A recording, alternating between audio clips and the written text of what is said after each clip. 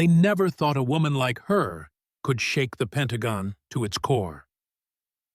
When the Medal of Honor rolled across the cold military warehouse floor, no one knew it was the beginning of a 30-year conspiracy. A conspiracy that buried the truth about 17 American soldiers who died in a classified mission on the Afghanistan border. This story will take you on one lone woman's journey for justice, facing an entire system of power.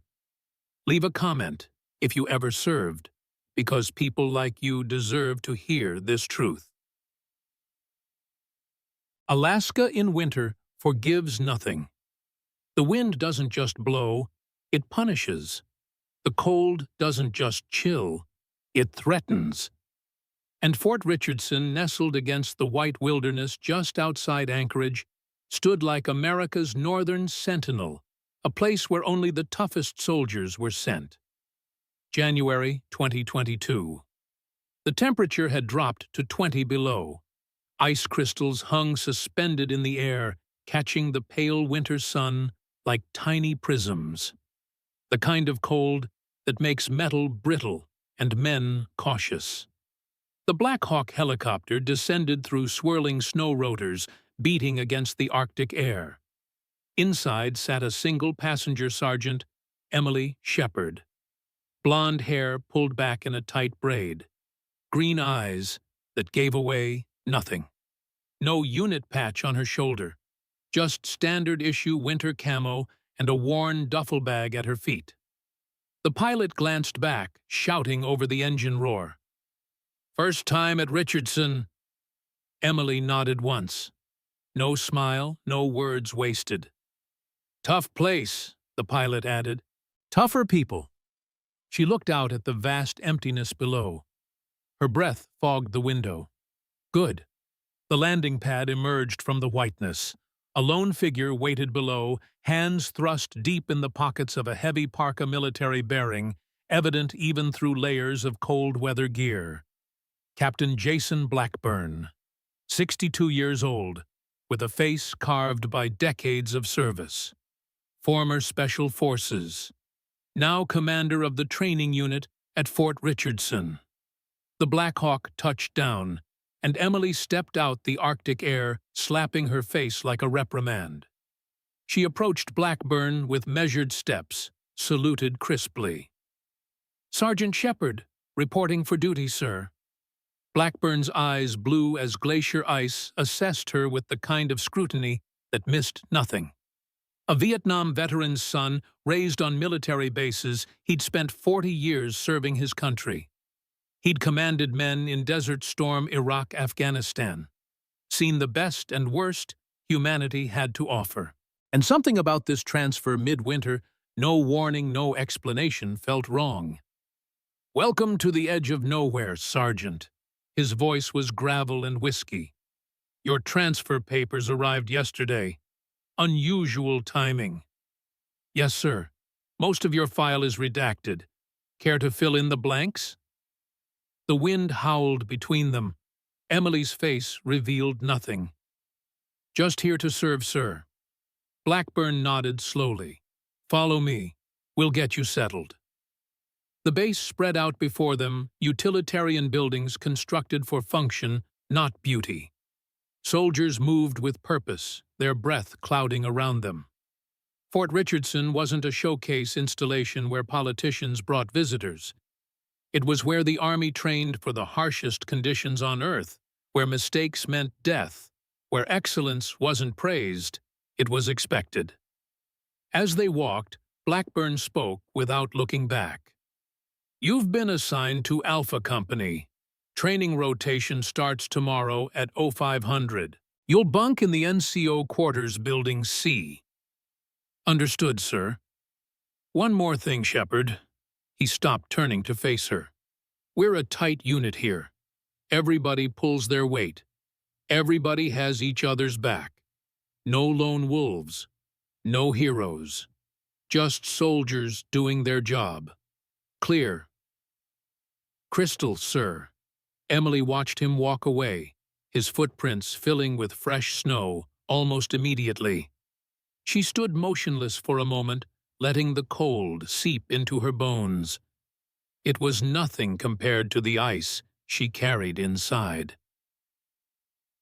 The mess hall at Fort Richardson was built during the Cold War, a cavernous space with fluorescent lighting that hummed overhead and long metal tables bolted to the floor. Steam rose from industrial serving trays carrying the scent of institutional cooking through the room. Outside, darkness had already fallen, though it was only 1700 hours. Emily entered quietly, moving to the end of the chow line. She felt the stares without acknowledging them.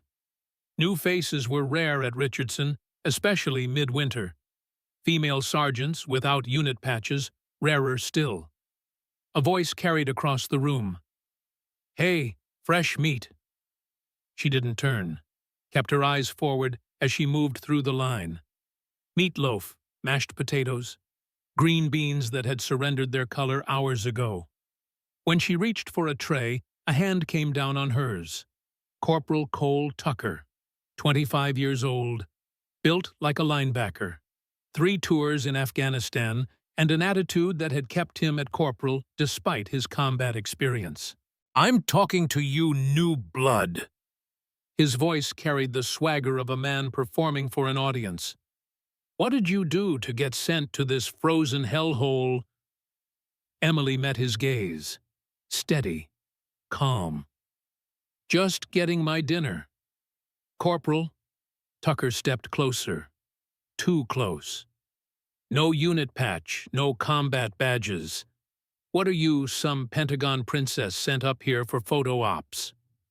The mess hall had grown quiet. 50 pairs of eyes, watching, testing, judging. The ritual, as old as armies themselves established the hierarchy, find the weaknesses determine who would be accepted and who would remain an outsider. "Excuse me, Corporal." Emily's voice remained level. Tucker smirked, looking back at his buddies. "Guess they don't teach manners at whatever desk you've been hiding behind." He reached for her duffel bag, which sat at her feet. Before she could react, he yanked it up, the worn canvas slipping from her grasp. "Let's see what a princess packs for Alaska." The bag hit the floor with enough force to split the seam. Personal items spilled across the linoleum, folded clothes, a weathered paperback toiletries, and something else. Something that caught the harsh fluorescent light and reflected it back in a dull golden gleam. The Medal of Honor. It rolled across the floor, spinning like a coin, before settling at Tucker's boots. The small 5-pointed star hanging from a blue ribbon, attached to a gold medal, engraved with Minerva's profile.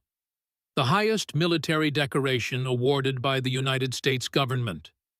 Given only to those who distinguished themselves conspicuously by gallantry and intrepidity at the risk of his or her life, above and beyond the call of duty, while engaged in an action against an enemy of the United States. The mess hall forgot how to breathe. Tucker stared down at the medal, his face draining of color. "What the hell?" Emily didn't move to retrieve it. Didn't explain. Didn't defend. She stood motionless, her eyes fixed on the medal as if it belonged to someone else. The silence stretched until it became painful. Finally, a master sergeant from the far corner, a man with gray at his temples and a 10th Mountain Division patch on his shoulder, stood and crossed the room. He knelt, picked up the medal with reverent hands, and offered it to Emily. "I believe this is yours, Sergeant." She accepted it without a word, tucking it into her pocket.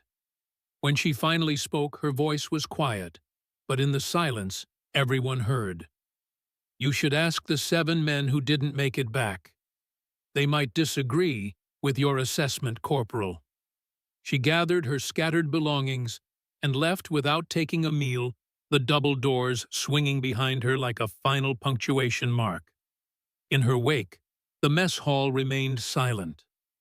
Tucker stood frozen, his face a mask of confusion and growing shame. Eventually, someone coughed. A fork clinked against a tray. Conversations resumed, but changed hushed, speculative. The stranger with the Medal of Honor had arrived at Fort Richardson. Captain Blackburn's office was sparse. A metal desk, a filing cabinet, a map of Alaska on one wall, and a photo of soldiers in desert camo on another. A single window looked out over the training grounds now covered in snow and darkness. He sat in a squeaking chair, a folder open before him. Emily Shepard's service record. Mostly black lines where text should be. Classified. Redacted. Hidden. A knock at the door. "Enter!" Master Sergeant Daniel Roberts stepped in, closing the door behind him. At 55, Roberts had seen enough of war to know its true cost. His left hand was missing 2 fingers, Baghdad, 2004. "You heard about what happened in the mess?" Roberts asked. Blackburn nodded. "The Medal of Honor, I know. You weren't surprised." "I suspected something. Nobody gets transferred here mid-rotation without a reason." Blackburn tapped the folder. "Her record reads like a censored letter from a war zone. More black than white." Roberts settled into the chair across from the desk. "Tucker's pretty shaken up.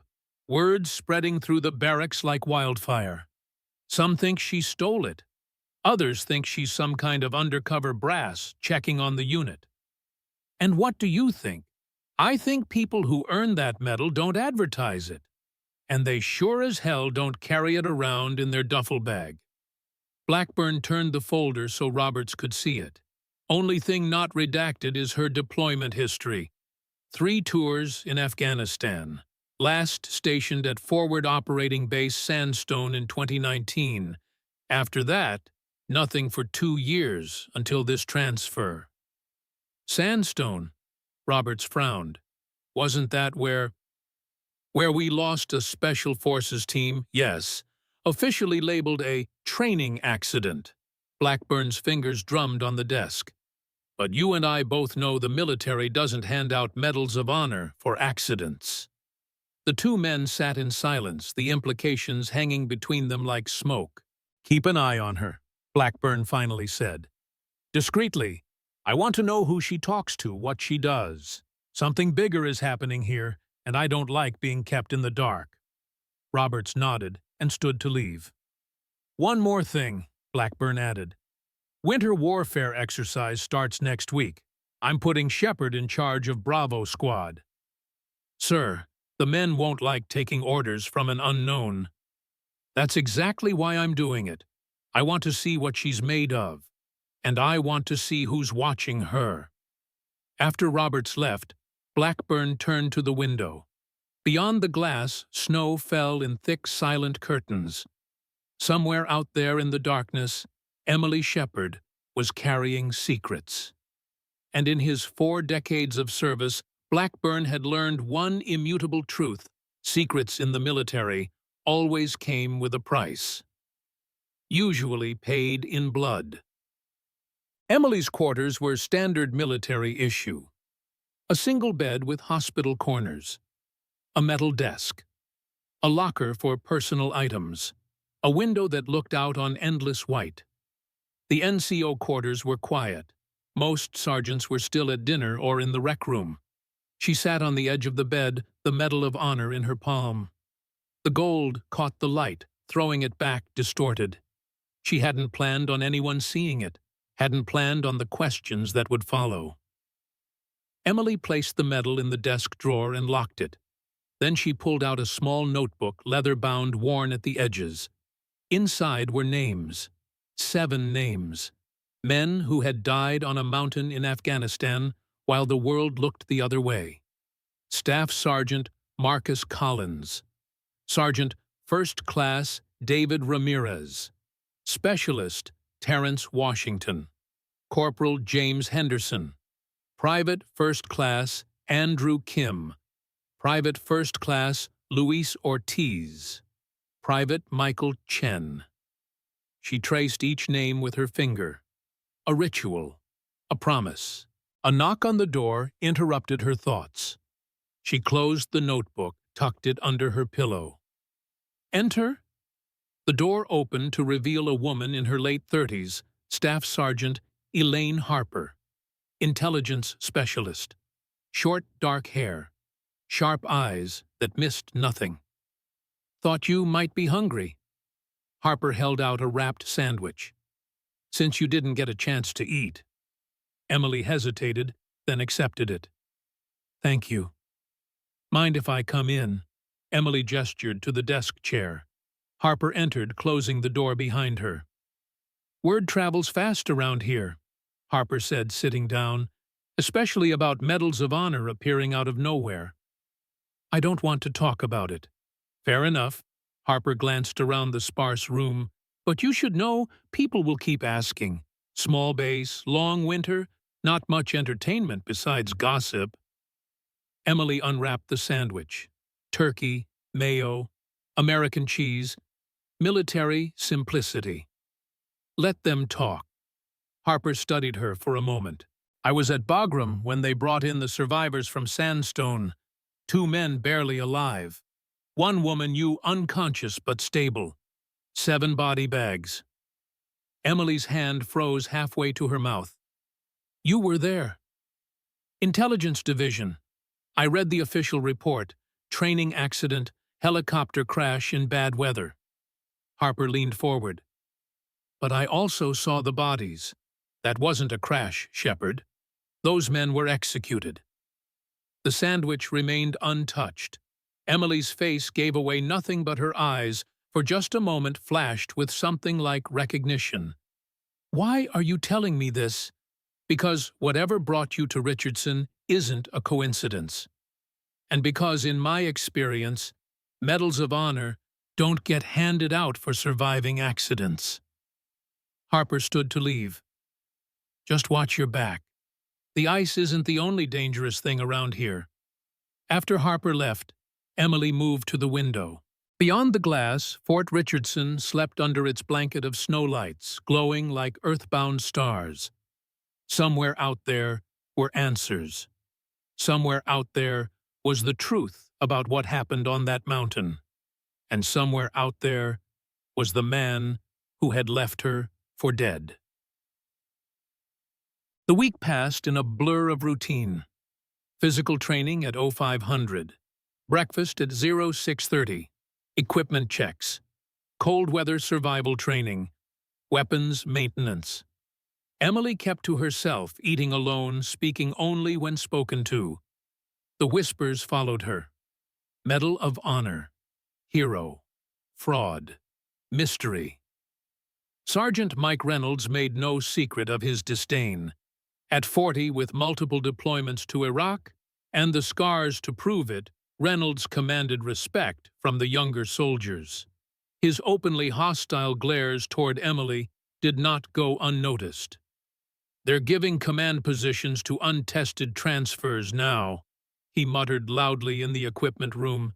"Next thing you know, we'll be taking orders from Pentagon paper pushers who've never seen combat." Emily continued checking her gear, methodical and focused. She didn't acknowledge the comment. Reynolds stepped closer. "I looked you up, Shepard. No record of any Medal of Honor recipient with your name. So either the records are classified or you're carrying stolen valor in your pocket." She met his gaze then, calm, unmoved. "Is there something you need help with, Sergeant Reynolds?" "Yeah? An explanation. Men I know, good men, have died trying to earn that medal, and here you show up out of nowhere with one, and suddenly you're put in charge of a squad for the winter exercise. Something doesn't add up." Before she could respond, Captain Blackburn entered the room. Everyone snapped to attention. "At ease," Blackburn said, his eyes scanning the room. "Final briefing for tomorrow's exercise in 10 minutes. Squad leaders report to the command tent." As Emily moved to leave, Reynolds blocked her path. His voice dropped to a whisper. "Whatever game you're playing, Shepard, it won't end well. Not for you." She brushed past him without a word, feeling his eyes on her back as she left. The command tent was heated by portable units that hummed in the corners, pushing back the Arctic cold. Maps were spread across folding tables. Satellite imagery of the training area, 30 square miles of Alaskan wilderness. Squad leaders gathered around their breath, visible despite the heaters. Blackburn stood at the head of the table, his weathered face illuminated by the harsh overhead lights. Tomorrow's exercise simulates a scenario we might face if tensions with Russia escalate. Two forces, Bravo and Charlie, will navigate to a downed aircraft containing sensitive materials. Objective: secure the package and extract to safety. He pointed to the map. Terrain is mountainous. Weather forecast calls for temperatures of -15 winds, at 20 knots possible snowfall. Real-world conditions, real-world consequences. His finger traced a route. Bravo Squad, led by Sergeant Shepard, will approach from the southeast. Charlie Squad, led by Sergeant Reynolds, from the northwest. First team to secure the package and reach the extraction point wins. Reynolds couldn't hide his disapproval. Sir, with all due respect, shouldn't squad leaders have experience with the terrain? Sergeant Shepard just arrived. Blackburn's gaze was unwavering. Are you questioning my command decision, Sergeant? No, sir. Just concerned about operational safety. Your concern is noted. Blackburn's tone made it clear the discussion was over. Communications will be limited to simulate battlefield conditions. GPS might experience intermittent failures. His eyes lingered on Emily for just a moment longer than necessary, a silent message passing between them. This wasn't just a training exercise. This was a test. Dismissed. Get your squads ready. 0600 departure. As the officers filed out, Blackburn called out, Sergeant Shepard. A word. When they were alone, Blackburn's voice dropped. Tomorrow isn't just about proving yourself to the men. It's about proving yourself to me. I understand, sir. Do you? He studied her face. Because I've seen your type before. Soldiers carrying ghosts. Soldiers with missions that go beyond orders. Whatever brought you to my base, Shepard, remember this: I'm responsible for every person under my command. If your presence puts any of them at risk, there will be consequences. Emily met his gaze unflinchingly.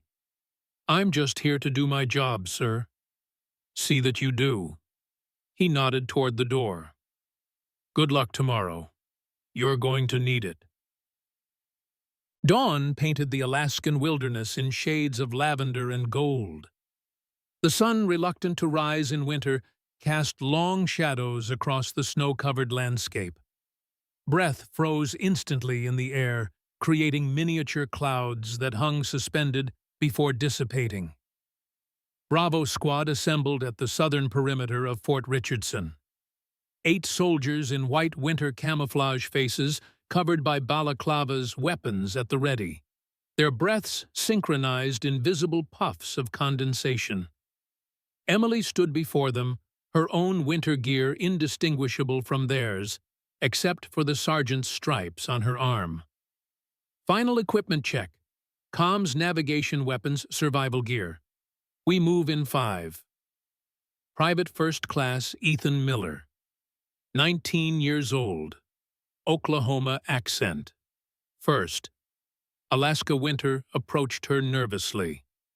Sergeant, the men are saying Charlie Squad has the advantage. Sergeant Reynolds knows this terrain like the back of his hand. Emily checked her compass, her face revealing nothing. Then we'll have to be smarter, won't we? At exactly 0600, both squads departed base from opposite sides. Blackburn watched from the command center monitors, showing their GPS trackers moving like slow-motion fireflies across a digital map. Bravo Squad moved in formation through the forest. Snow crunched beneath their boots. Wind whispered through pine branches, heavy with ice. Each step was deliberate, conserving energy, maintaining spacing. Emily led from the front, her eyes constantly scanning, not just for the objective, but for signs most soldiers would miss. 3 hours in their radio crackled to life. Captain Blackburn's voice distorted by static. Be advised, weather system moving in from the north. Visibility will be reduced. Exercise continues. Emily checked her GPS. The signal flickered, then stabilized. They were making good time covering ground efficiently, despite the challenging terrain. Then she noticed something, a pattern in the static. Not random, rhythmic, intentional. She raised her fist, signaling the squad to halt. Comms check! Each soldier reported in, all radios experiencing the same interference. Corporal Jenkins, communications specialist, frowned. Might be the weather sergeant, or the mountains blocking the signal. Emily removed her glove, feeling the cold bite at her fingers as she adjusted the radio frequency. The static changed pitch but didn't diminish. This isn't weather interference. She knelt in the snow, pulling out her map. The squad gathered around. New plan. We go dark. No radio communications unless absolutely necessary. No GPS. Jenkins looked alarmed. Ma'am, how will we navigate the old-fashioned way? She pointed to landmarks on the map, then to the corresponding features on the horizon. That ridgeline, the river valley, the sun. Private Miller shook his head. Sergeant Reynolds will have the same issues. We're still at a disadvantage. Emily folded the map decisively. No, we're not, because Reynolds will keep using his GPS and radio. He trusts technology. I don't. She stood, brushing snow from her knees. Someone is jamming our communications. This isn't part of the exercise. The squad exchanged glances. Doubt, confusion, concern. Listen carefully, Emily continued. This isn't just about finding a fake package anymore. Someone is testing us. Testing it we proceed as if this is a real-world scenario with real-world threats. Clear, reluctant nods all around. Good. Follow me, maintain formation, and stay alert. This just became more than a game. They moved deeper into the wilderness, Emily leading with a confidence that belied her short time at Richardson. She navigated by natural markers, reading the terrain like a language.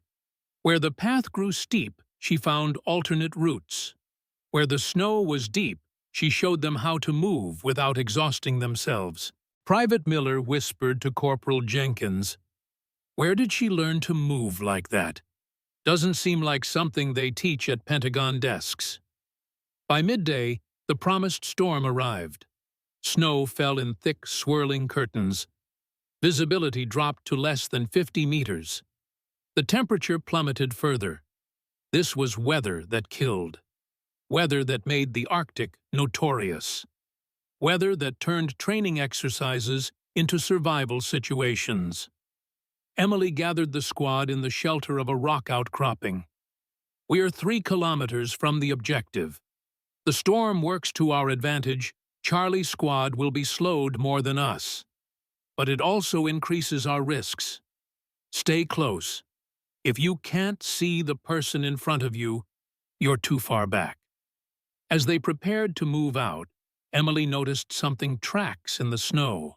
Fresh, made by boots, not wildlife, and heading in the same direction they were. She knelt, examining them, the depth, the pattern, the stride length. Not Reynolds's squad they would be approaching from the northwest. These came from the east. Someone else was out here. Emily's mind raced back to Afghanistan, to sandstone, to the mountain where everything went wrong. The same feeling crept up her spine, the sensation of being watched, hunted.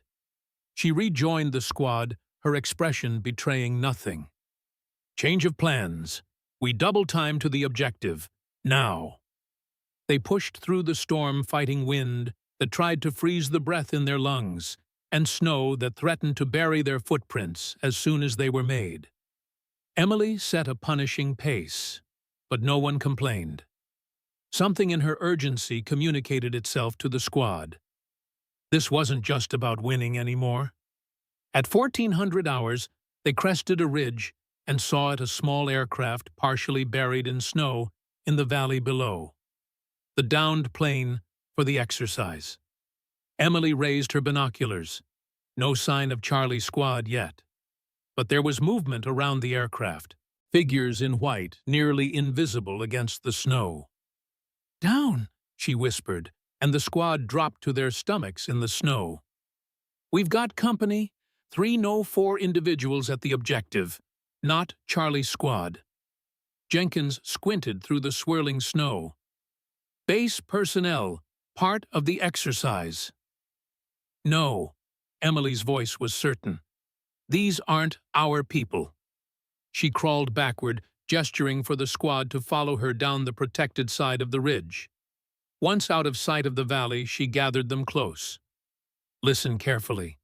This exercise just turned real. Those men down there are running a counterintelligence operation.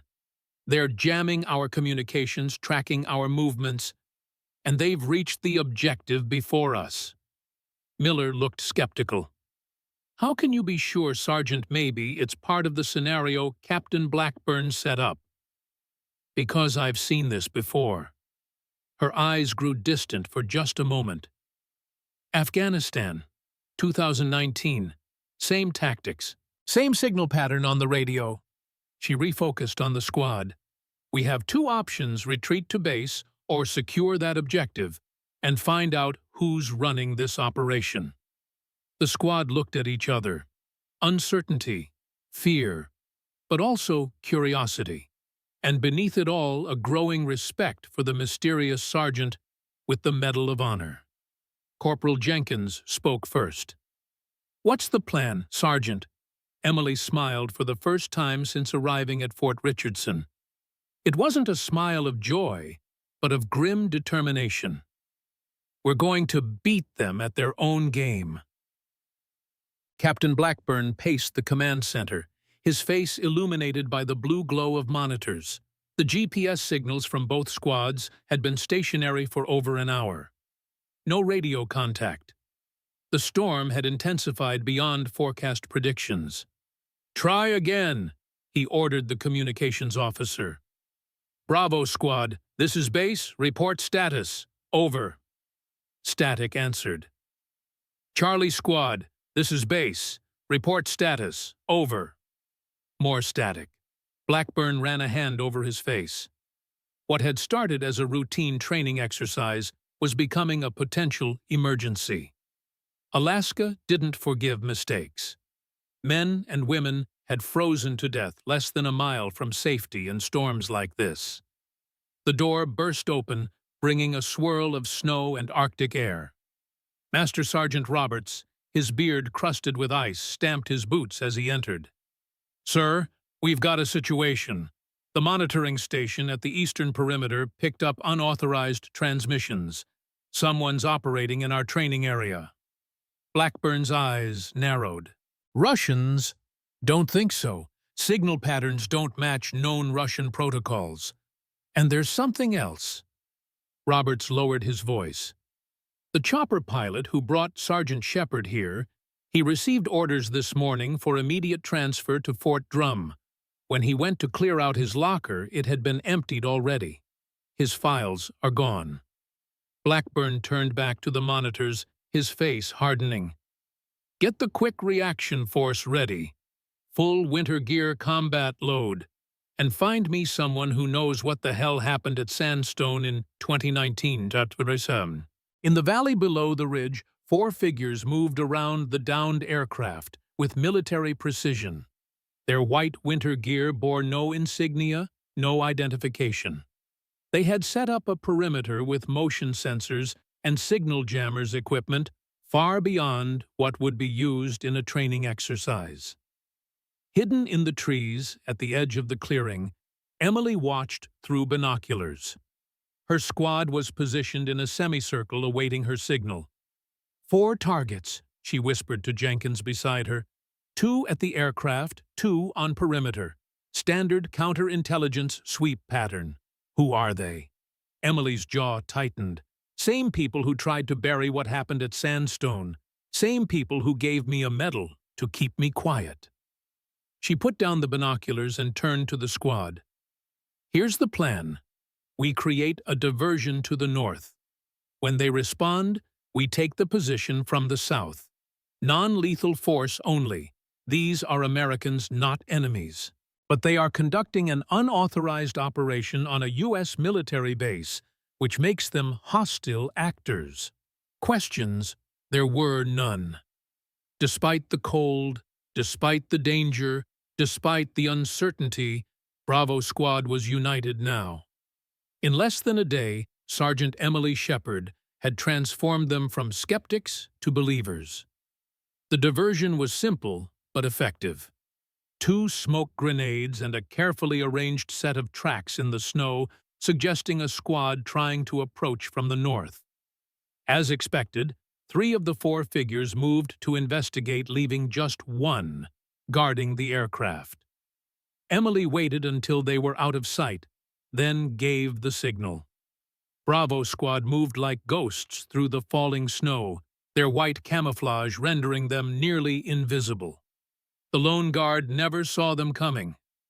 Jenkins took him down with a textbook takedown, quick, efficient, silent. "Secure him," Emily ordered, moving toward the aircraft.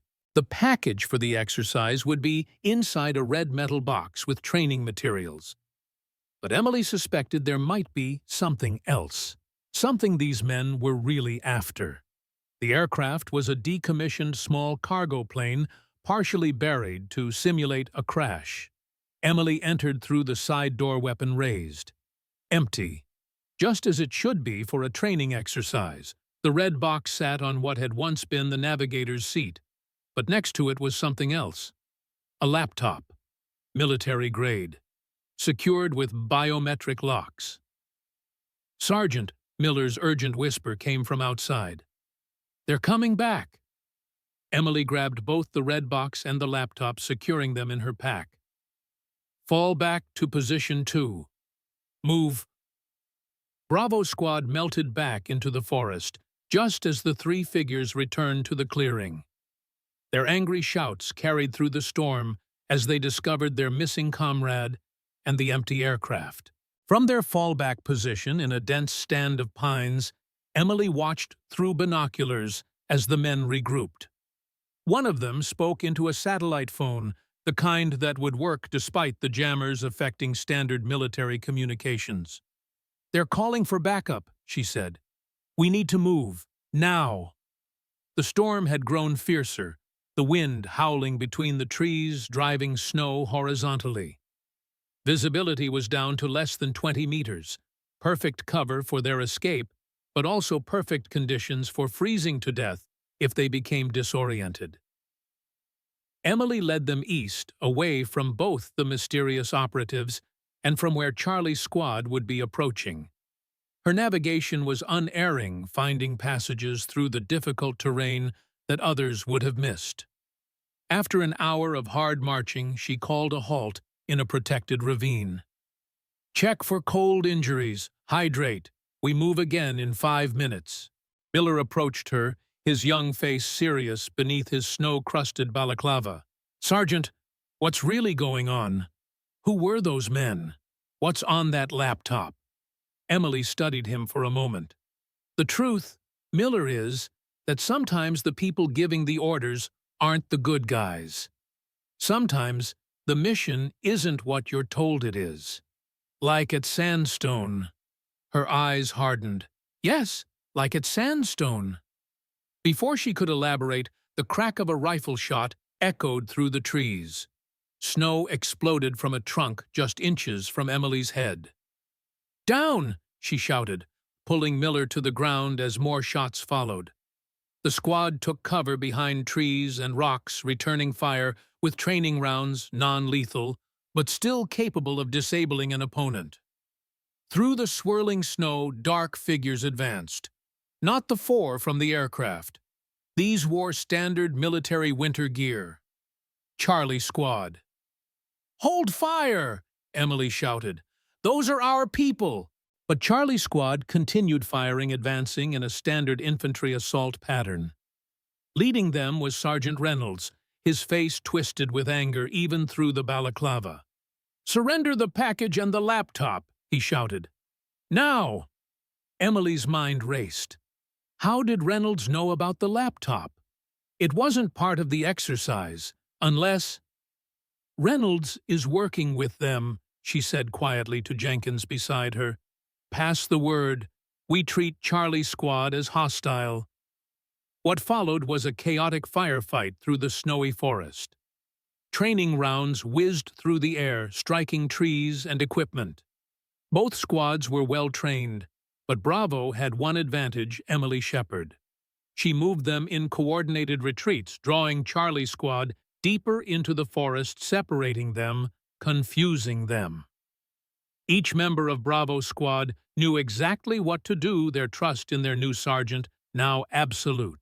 Finally, Emily led them to a frozen stream bed, a natural choke point where Charlie Squad would have to bunch up to pursue. There they set their ambush. When Reynolds led his men into the narrow passage, Bravo Squad struck from all sides. The surprise was complete. Within minutes, all of Charlie Squad was down, hit by multiple training rounds that would register as kills in their combat simulators. All except Reynolds, who stood facing Emily across the frozen stream, his weapon trained on her chest. "It was you at Sandstone," he snarled. "You're the one who survived." Emily's weapon remained steady, aimed at his center mass. "And you're the one who's been helping cover it up." "What did they offer you? Reynolds' promotion money? Or did they just threaten you like they threatened me? You don't understand what you're involved in, Shepard. This goes all the way to the top. The Secretary. The Joint Chiefs. You think your Medal of Honor will protect you? They gave it to you, to control you, to keep you quiet. And when that didn't work, they sent you here to the edge of nowhere, where accidents happen all the time." Around them, the storm raged, snow swirling between them like a living thing. Both squads watched in stunned silence, the training exercise forgotten. "I'm not here to be controlled," Emily said, her voice carrying despite the wind. "I'm here for the truth. And for justice for the 7 men who died on that mountain." Reynolds laughed a harsh sound. "Justice? There's no justice for what happened at Sandstone, only survival. And you won't survive this, Shepard." His finger tightened on the trigger.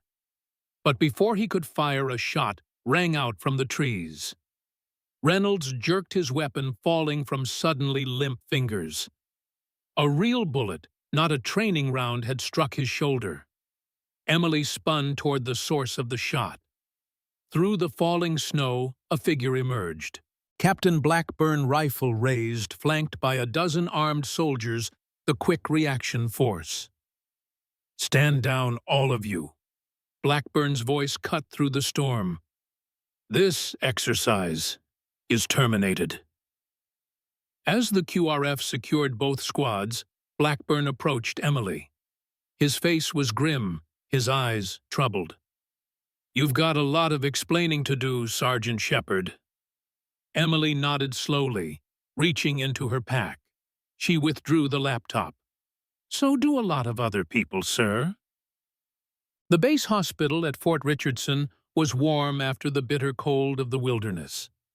Emily sat on an examination table, a blanket around her shoulders, as a medic checked her for signs of frostbite or hypothermia.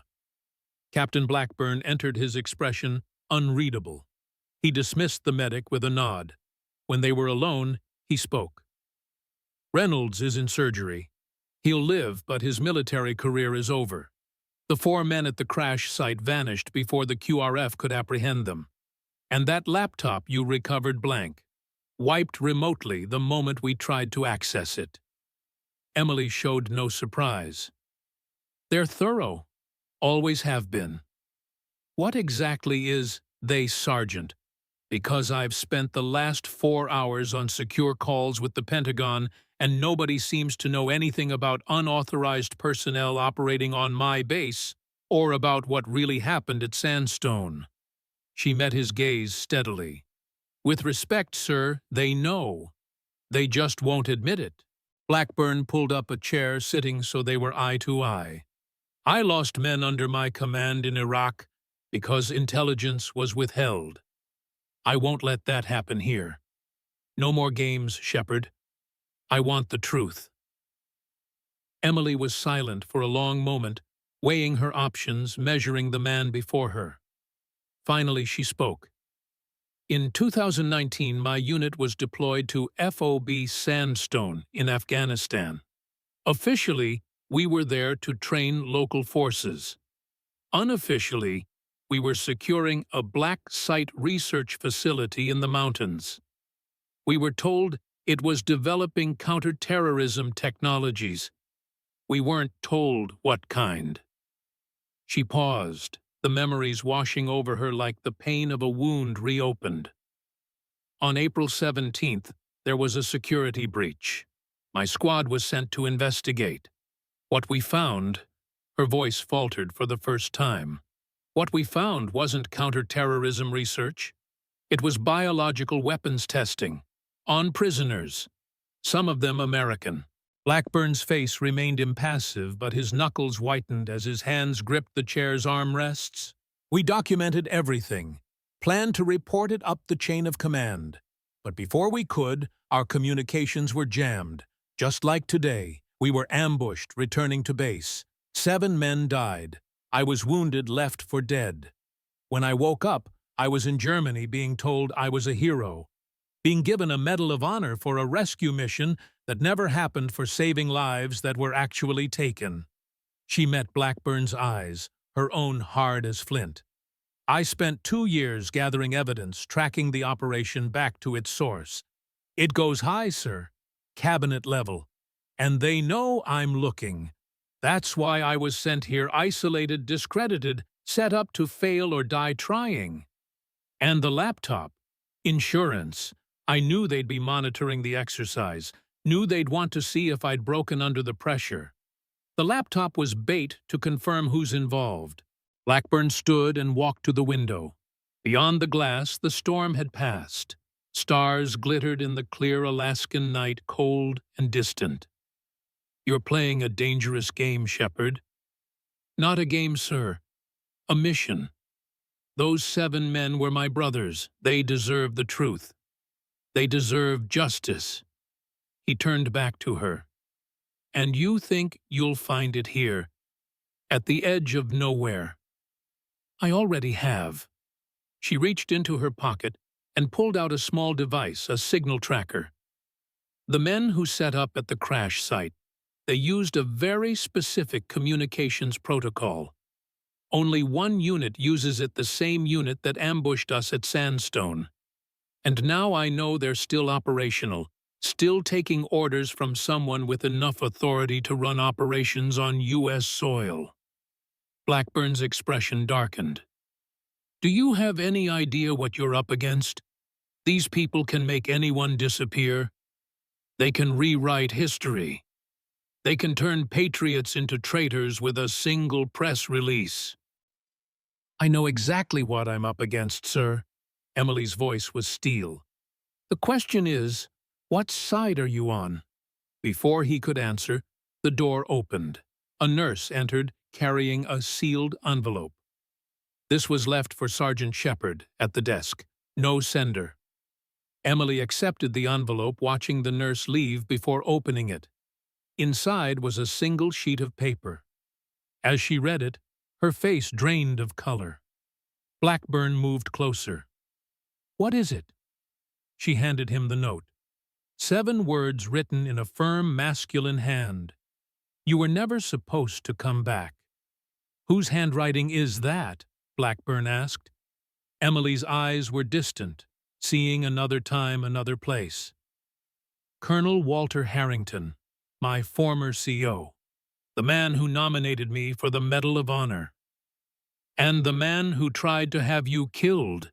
Yes, She stood shedding the blanket. And now he knows I'm coming for him. Blackburn placed a hand on her arm, stopping her. Not alone, you're not. His weathered face showed the resolve of a soldier who had made his decision. Whatever happened at Sandstone, whoever is behind it, they operated on my base. They put my people at risk. That makes it my fight, too. Outside, the aurora borealis began to dance across the night sky, green and purple ribbons of light. Nature's reminder that even in the darkest places, illumination could be found. Emily looked at the note again, then at the Medal of Honor still in her pocket. They gave me this to silence me. Instead, it's going to be their downfall. In the hallway outside the hospital room, a figure watched through the narrow window. Staff Sergeant Elaine Harper, intelligence specialist, her face thoughtful. She lifted a secure phone to her ear and spoke quietly. She found the tracker just like you said she would. And she's not alone anymore. She listened for a moment. Yes, sir. I understand. Phase 2 begins now. As Harper walked away, Emily Shepard's voice drifted through the partially open door. Tomorrow, we start finding answers. The war had come to Fort Richardson. A war of secrets and shadows. A war that had begun on a mountain in Afghanistan and would end in the snowy wilderness of Alaska. A war for truth, for justice, for the 7 men who never came home. Morning at Fort Richardson arrived with the reluctant light of an Alaskan January. The sun barely cleared the mountain peaks, casting long blue shadows across the snow-covered parade ground. The air was still the kind of cold that seemed to crystallize sound itself. Emily Shepard stood at her window, watching soldiers move between buildings with the hurried gait of men and women trying to minimize their exposure to the elements. Her breath fogged the glass as her mind raced through the events of the previous day. The training exercise, the mysterious operatives, the confrontation with Reynolds, the note from Colonel Harrington. You were never supposed to come back. A knock at the door interrupted her thoughts. Captain Blackburn entered without waiting for an answer, his face grim beneath his garrison cap. "Pack your gear," he said. "We're leaving in 20 minutes." Emily didn't move. "Where to?" "Fairbanks. There's someone there you need to meet." Blackburn handed her a folder. "These are the official reports from yesterday's incident. Training accident. Equipment malfunction. Reynolds being treated for self-inflicted injuries." She scanned the documents, her expression hardening. "This is all lies. Welcome to the game, Shepard. The game you decided to play." He checked his watch. 19 minutes now. Pack warm. Where we're going, the cold is more honest than the people. The drive to Fairbanks took 4 hours along the park's highway. Snow-covered mountains lined the route, their peaks disappearing into low-hanging clouds. Blackburn drove in silence for the first hour, his weathered hands steady on the wheel of the military Humvee. Finally, he spoke. "I made some calls last night. Unofficial channels. Old friends who still owe me favors." Emily weighted her eyes on the endless white landscape passing outside. Walter Harrington retired from active duty in 2000. Full honors. Now works as a consultant for Meridian Defense Solutions. Military contractor, Emily said flatly. One of the biggest. Specialized in unconventional warfare technologies. Blackburn's mouth twisted around the euphemism. They've had contracts in every conflict zone since Desert Storm. And Sandstone, officially Forward Operating Base Sandstone, was decommissioned in December 2019. No record of any research facility in the area. Emily's jaw tightened. There were 17 buildings dug into that mountainside. Labs, barracks, command center. Just gone. According to official records, they never existed. Blackburn glanced at her. But according to my sources, there was a lot of air traffic in and out of that region in the weeks after your incident. Heavy transport, the kind used for major equipment movement. They drove in silence again, both processing the implications. Mountains gave way to forests. Forests to scattered settlements. Smoke rose from chimneys in straight columns, undisturbed by wind. "Who are we meeting in Fairbanks?" Emily finally asked. "Master Sergeant Frank Morrison, retired Green Beret, one of the best trackers and wilderness specialists the Army ever produced." Blackburn's voice took on a reverent quality. "Served in Vietnam Desert Storm, early Afghanistan. Man's a legend in Special Forces circles. And he's connected to Sandstone." "Not directly, but in 1991 his unit discovered something during a recon mission in Iraq. Something that was subsequently buried so deep, even the Pentagon archives don't acknowledge it existed." Emily turned to face him fully. "How do you know all this?" Blackburn's eyes remained fixed on the road. "Because I was there. Lieutenant Blackburn back then, second in command of the unit. What we found—" He shook his head. "Let's just say some nightmares don't fade with time." The outskirts of Fairbanks appeared through the falling snow. Not a major metropolis, but a frontier city, practical hardy, built to withstand the brutal Alaskan winters. Buildings huddled together as if for warmth. Streets were cleared with military precision, snow piled high along the curbs. Blackburn turned onto a side road that wound into the hills east of the city. The homes grew more scattered, more isolated. Finally, he pulled up to a log cabin set back from the road, surrounded by tall pines. Smoke curled from a stone chimney. No other houses were visible. "Morrison doesn't trust easily," Blackburn said as he cut the engine. "Don't expect a warm welcome." The front door opened before they could knock. Master Sergeant Frank Morrison stood in the doorway, a shotgun held casually in the crook of his arm. At 72, his body was still that of a soldier, lean, alert, dangerous.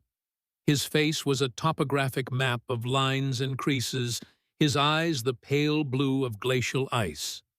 White hair cut in the same military style he'd worn for 50 years. "Jason Blackburn," he said, his voice like gravel under boots. "Thought you'd died in Iraq." "Not for lack of trying," Blackburn answered. "Good to see you, Frank." Morrison's gaze shifted to Emily, assessing her with the practiced eye of a man who had sized up both enemies and allies in the world's most dangerous places. "This her, Sergeant Emily Shepard, the one I told you about." Morrison stepped back from the door. "Better come in then. Storm's moving in." The interior of the cabin was sparse but comfortable. A stone fireplace dominated one wall, its flames casting dancing shadows across the room. Bookshelves lined another wall, military history, wilderness, survival philosophy. A wooden desk beneath the window held maps and notebooks, arranged with military precision. But it was the third wall that caught Emily's attention. Photos. Dozens of them. Men in various uniforms spanning decades of American military history. Vietnam, Desert Storm, Afghanistan, Iraq. And in many of them, a younger Frank Morrison, his face less lined, but his eyes just as piercing. Morrison followed her gaze. Dead men, most of them now. Some by enemy fire, some by their own hand when the memories got too heavy. Some just wasted away carrying burdens no man was meant to shoulder. He gestured to 3 chairs arranged near the fire. "Sit. We've got history to discuss." As they settled, Morrison pulled a worn leather journal from a shelf. "Blackburn tells me you lost men at a place called Sandstone. Men who died for something nobody wants to acknowledge." Emily nodded. 7 good soldiers. In 1991, we lost 5. Morrison opened the journal, its pages yellowed with age. Operation Desert Storm. Our unit was tasked with reconnaissance behind Iraqi lines. Looking for Scud missile sites, chemical weapons, the usual justifications for sending men to die in the desert. He turned the journal toward them. Inside were hand-drawn maps, coordinates notes in a tight, disciplined script. What we found instead was a research facility, hidden in a canyon about 30 miles from the Kuwait border. No Iraqi military presence, no national identifiers at all, just scientists, equipment, and test subjects. Emily leaned forward. American scientists. Morrison's eyes darkened with memory. Some American, some British, some whose nationality we couldn't identify, but all speaking English, all working together, like colleagues. Blackburn picked up the thread. We observed for 3 days, documented everything. The facility had multiple buildings, underground components, high security. "And the test subjects?" Emily asked. Morrison's face hardened. "Prisoners. Some local, some not. They were testing weapons. Not conventional. Not chemical either, though that's what we initially thought." "Biological," Emily said softly. Morrison studied her face. "You've seen it too, haven't you, the same program? Different desert." She nodded slowly. "Afghanistan, 2019. They called it the Phoenix Protocol." The old soldier's eyes widened almost imperceptibly.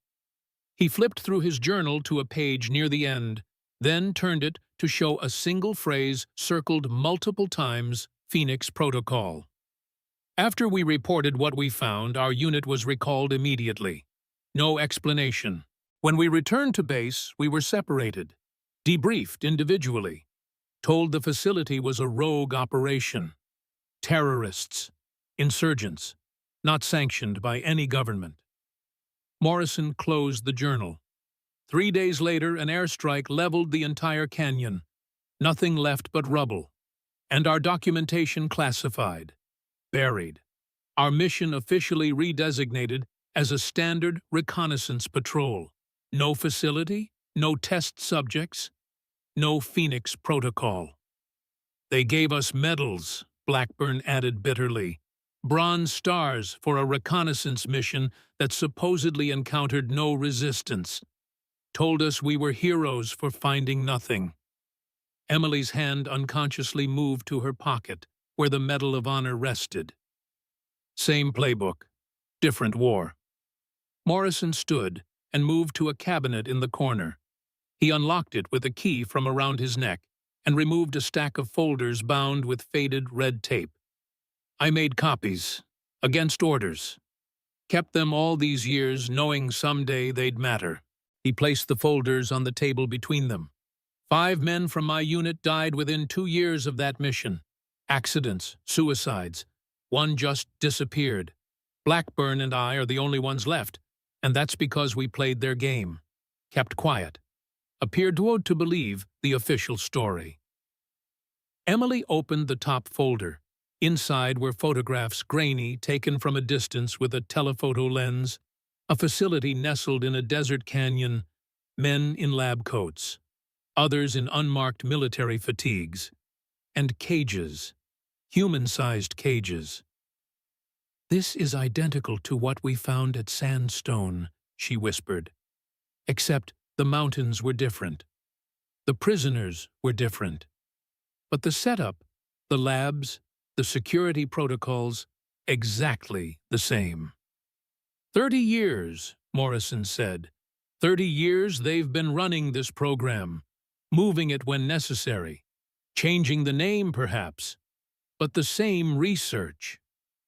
But What exactly is the Phoenix Protocol? Blackburn asked. We never got close enough to learn the details. Emily's face was grim. We did. Two of my men were medics. They recognized what they were seeing. She took a deep breath. They're developing biological weapons that target specific genetic markers. Weapons that can be designed to kill certain ethnic groups while leaving others unaffected. The room fell silent except for the crackling of the fire. Outside, snow began to fall more heavily, the wind picking up as the promised storm arrived. Ethnic-specific bioweapons, Morrison finally said, the holy grail of targeted warfare. Theoretical for decades but considered too complex, too unethical even for black-budget research. Not theoretical anymore, Emily said. At Sandstone, they had reached human trials. The test subjects were showing the effects. Organ failure, massive internal bleeding, but only those with specific genetic markers. Others with different genetic backgrounds showed no symptoms despite equal exposure. Blackburn's face had gone pale. My God. If this technology were deployed in a conflict zone, genocide without the political consequences, Morrison finished. The perfect weapon for those who want to reshape regions without the messy aftermath of conventional warfare. Emily closed the folder, her hands steady despite the horror of what they were discussing. The question is, who's behind it?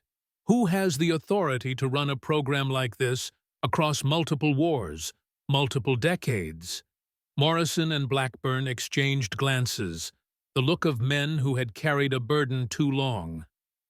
We have a name, Morrison said finally. Just one, found in documents at the Iraq facility. Director of the program, though likely not the ultimate authority. Harrington, Emily said. Colonel Walter Harrington. Morrison's eyebrows rose slightly. You know him. He was my commanding officer at Sandstone, the man who gave me the Medal of Honor, the man who left me this. She showed them the note. You were never supposed to come back. Harrington was a captain in 1991, Blackburn said. Mid-level officer in Army intelligence. Nothing in his official record connects him to the Iraq facility. Nothing in my official record connects me to Sandstone, Emily countered. These people are experts at making inconvenient truths disappear. Morrison returned to the cabinet and removed one last item of faded photograph in a simple frame. He handed it to Emily. The photo showed a group of men in desert camouflage standing before a nondescript military tent. One face was circled in faded red ink. A young officer, perhaps 30, with the bearing of a man destined for higher rank. Walter Harrington, Morrison confirmed. This was taken 3 miles from the research facility 2 days before we discovered it. He wasn't stationed anywhere near our area of operations, according to official records. Emily studied the face in the photograph. Younger, less lined, but unmistakably the same man who had pinned the Medal of Honor to her uniform 2 years ago. The same man who had looked her in the eye and called her a hero while knowing he had ordered the death of her entire squad. He's more than just a participant, she said quietly. He's the connective tissue, Iraq to Afghanistan. 30 years of the same program with the same man advancing through the ranks alongside it. The question is, who's above him? Blackburn said. A program this classified, this morally questionable, needs protection from the highest levels. Emily looked up from the photograph, her eyes hard with resolve. There's only one way to find out. We need to confront Harrington directly. Morrison barked a laugh, harsh and without humor. The man's surrounded by private security, protected by layers of classification and powerful friends. You can't just walk up and demand answers. No, Emily agreed. But I have something you did not have in 1991. She pulled the Medal of Honor from her pocket, the gold catching the firelight. I have his signature on my citation, his personal guarantee of my heroism, and I have the one thing men like Harrington fear most. Which is, Morrison asked, a story the American people would actually care about. Not some complex international conspiracy, not shadowy agencies or contractors, but a simple, devastating truth. American soldiers were left to die to protect a program developing weapons that violate every international law and human rights convention we claim to uphold. The three fell silent, each lost in thought, as the fire crackled and the wind outside grew stronger, rattling the windows of the isolated cabin. "There's someone else you should talk to," Morrison finally said, "someone who might know more about the current iteration of the program." Emily looked up. "Who?" "Sarah Winters, former Army nurse, served at the field hospital near Sandstone in 2019, now works at Fairbanks Memorial. She treated soldiers with unusual symptoms, soldiers who later disappeared from the hospital without explanation." Blackburn checked his watch. "It's nearly 1600 hours. If we leave now, we can reach the hospital before end of shift." As they prepared to depart, Morrison placed a hand on Emily's arm. His touch was light, but there was strength still in those weathered fingers. 30 years I've carried this burden," he said quietly. "Watched good men die for asking questions. Lived with the knowledge that something monstrous was being done in the name of national security." His pale eyes held hers. "Don't underestimate these people, Sergeant. They've had decades to perfect the art of making problems disappear." Emily covered his hand with her own. "With respect, Master Sergeant, they've never had a problem like me." Fairbanks Memorial Hospital rose like a fortress of light against the gathering darkness of the winter afternoon. Snow swirled around the building, driven by winds that had strengthened during their drive from Morrison's cabin. Inside, the harsh fluorescent lighting and antiseptic smell created the familiar institutional atmosphere of hospitals worldwide. Blackburn approached the information desk, his military bearing softened to appear less official. "We're looking for Sarah Winters, nursing staff." The receptionist, young blonde with the weary expression of someone nearing the end of a long shift, tapped at her computer.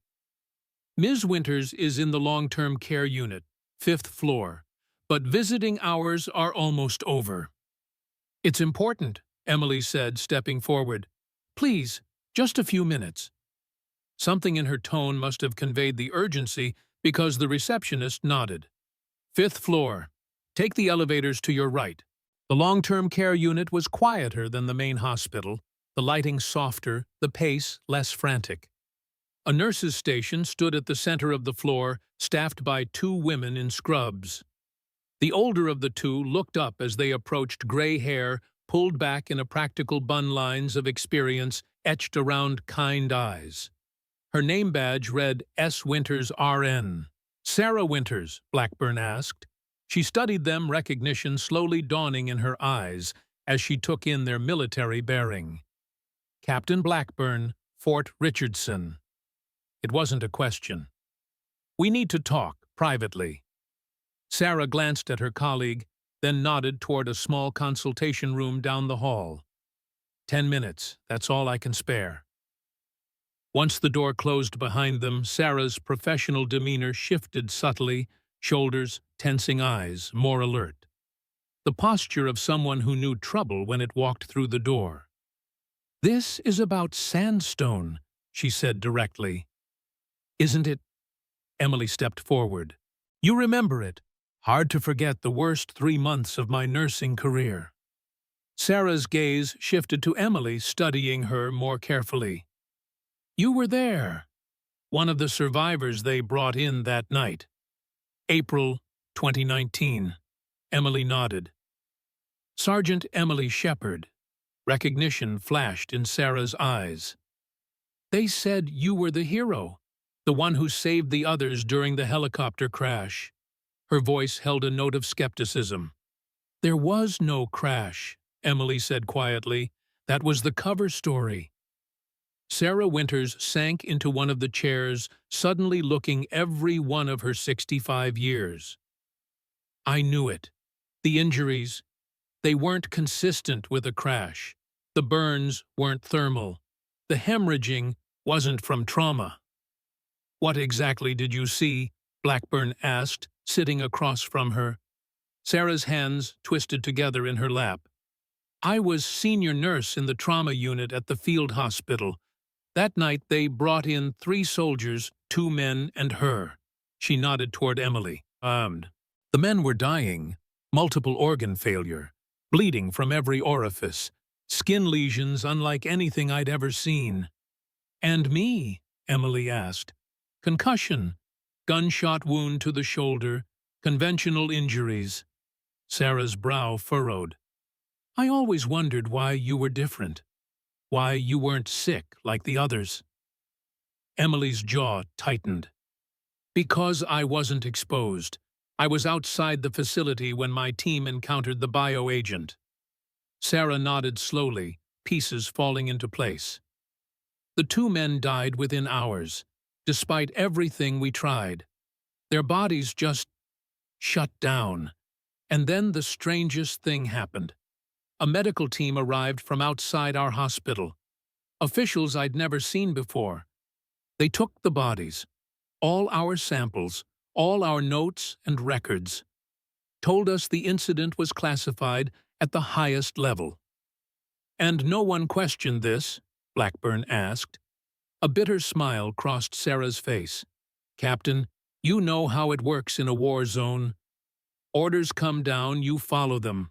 Ask questions, you find yourself reassigned to the worst posting the military can find. Was there anyone else? Emily pressed. Any other patients with similar symptoms? Sarah's eyes clouded with memory. One, a week earlier. Local contractor who worked at Sandstone. Same symptoms began with nosebleeds, progressed to total organ failure within hours. Before he died, he was delirious, saying they were testing something on the prisoners, something that only killed certain bloodlines. The 3 sat in silence for a moment, the fluorescent lights humming overhead, the occasional announcement echoing from the hospital PA system. There's something else, Sarah finally said.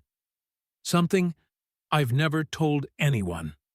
She reached into her pocket and withdrew a small USB drive. The medical team that came for the bodies, they were thorough, but they didn't know about my personal backup files.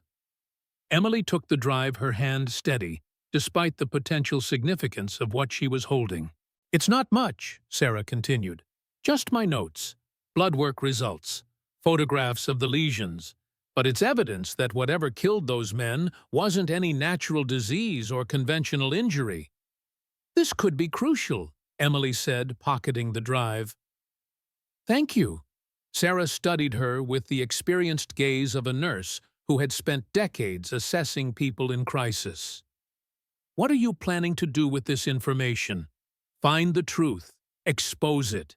Make sure the men who died at Sandstone and in Iraq in 1991 didn't die for nothing. And you think that's possible against the kind of people who can make bodies records and entire facilities disappear. Emily's eyes hardened with determination.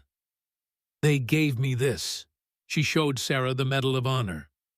Their biggest mistake was trying to make me a hero instead of burying me with the others. Now I'm going to use their lie to expose their truth.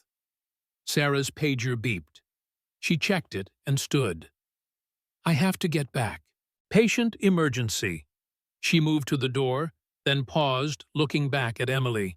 Those men, the ones who died that night. Before the end, one of them regained consciousness briefly.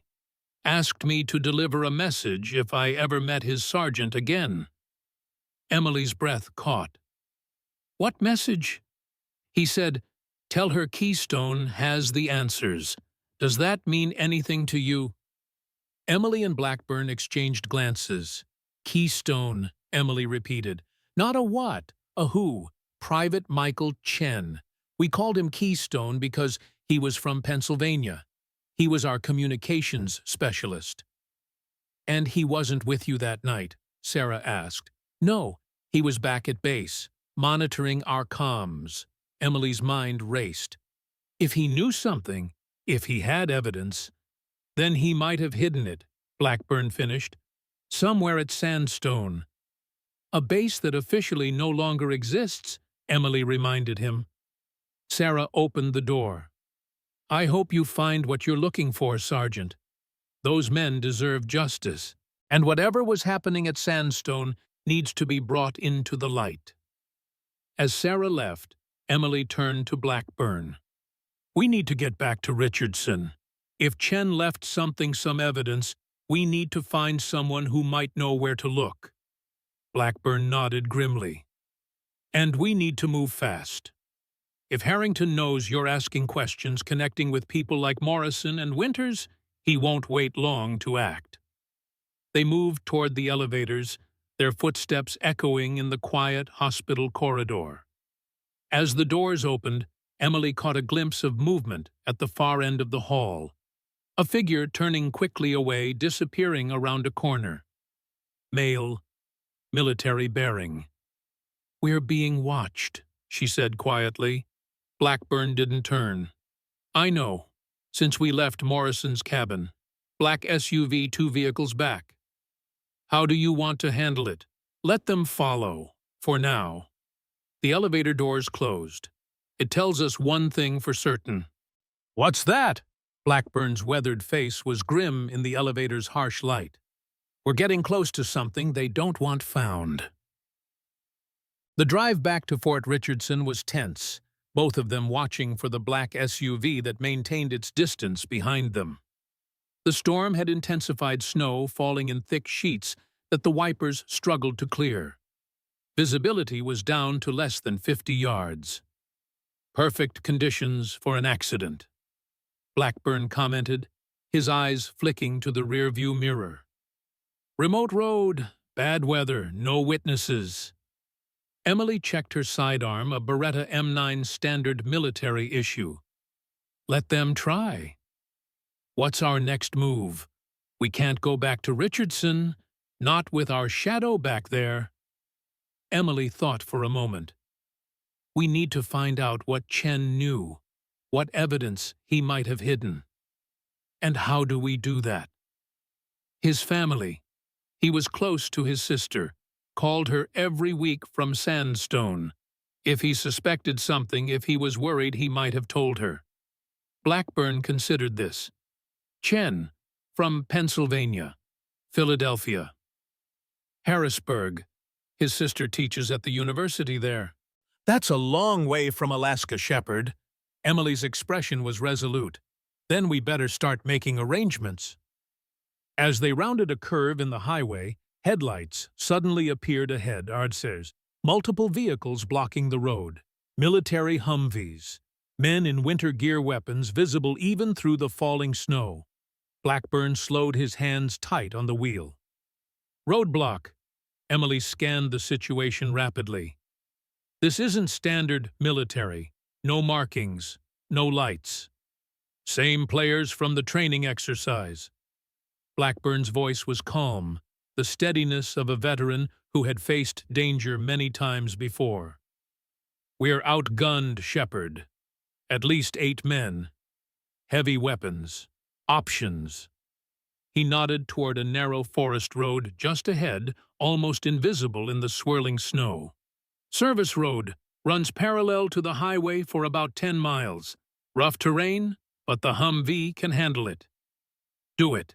Blackburn waited until they were almost at the roadblock, then spun the wheel hard, the Humvee fishtailing as it left the highway and plunged onto the narrow forest road.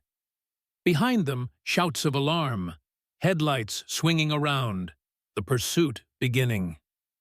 The service road was barely maintained, a rough track through dense pine forest. Snow had drifted in places, creating obstacles that Blackburn navigated with the skill of a man who had driven in combat zones across multiple continents. The Humvee bounced and slid, but kept moving forward. "They'll catch up," Emily said, watching out the rear window as headlights appeared behind them. "This road only goes one direction." Not exactly. Blackburn's eyes were fixed ahead, searching. "There's an old logging camp about 5 miles in. Multiple tracks branch off there. Used to run training exercises here years back." The Humvee crashed through the underbrush branches, scraping against the sides like desperate fingers. The pursuing vehicles were gaining larger, more powerful, with drivers equally determined. "Almost there," Blackburn muttered. "Should see the camp after this next."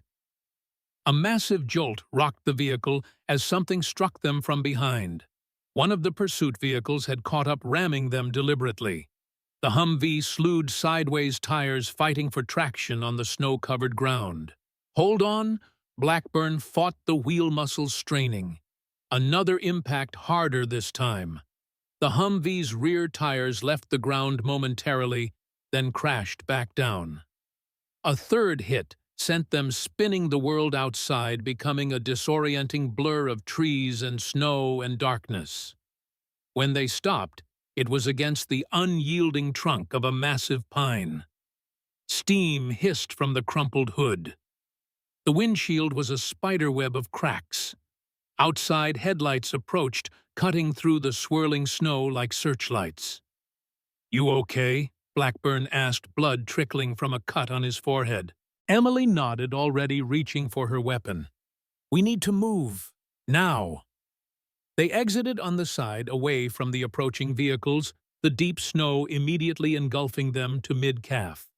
The cold was savage, the kind that froze exposed skin in minutes. They crouched behind the Humvee as the first of the pursuit vehicles pulled up, its headlights illuminating the wreckage. "The trees," Blackburn whispered.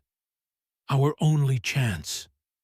Emily nodded, calculating angles, timing their fleeting opportunity as men emerged from the vehicles, weapons raised. 3, Blackburn counted down. 2, 1. They broke cover simultaneously, sprinting for the darkness beyond the headlights' reach. Behind them, shouts. Then gunfire, not the pop of warning shots, but the sustained bursts of men shooting to kill. The forest swallowed them, the dense pines providing cover as they ran. Snow hampered their movement each step, requiring extra effort, extra energy.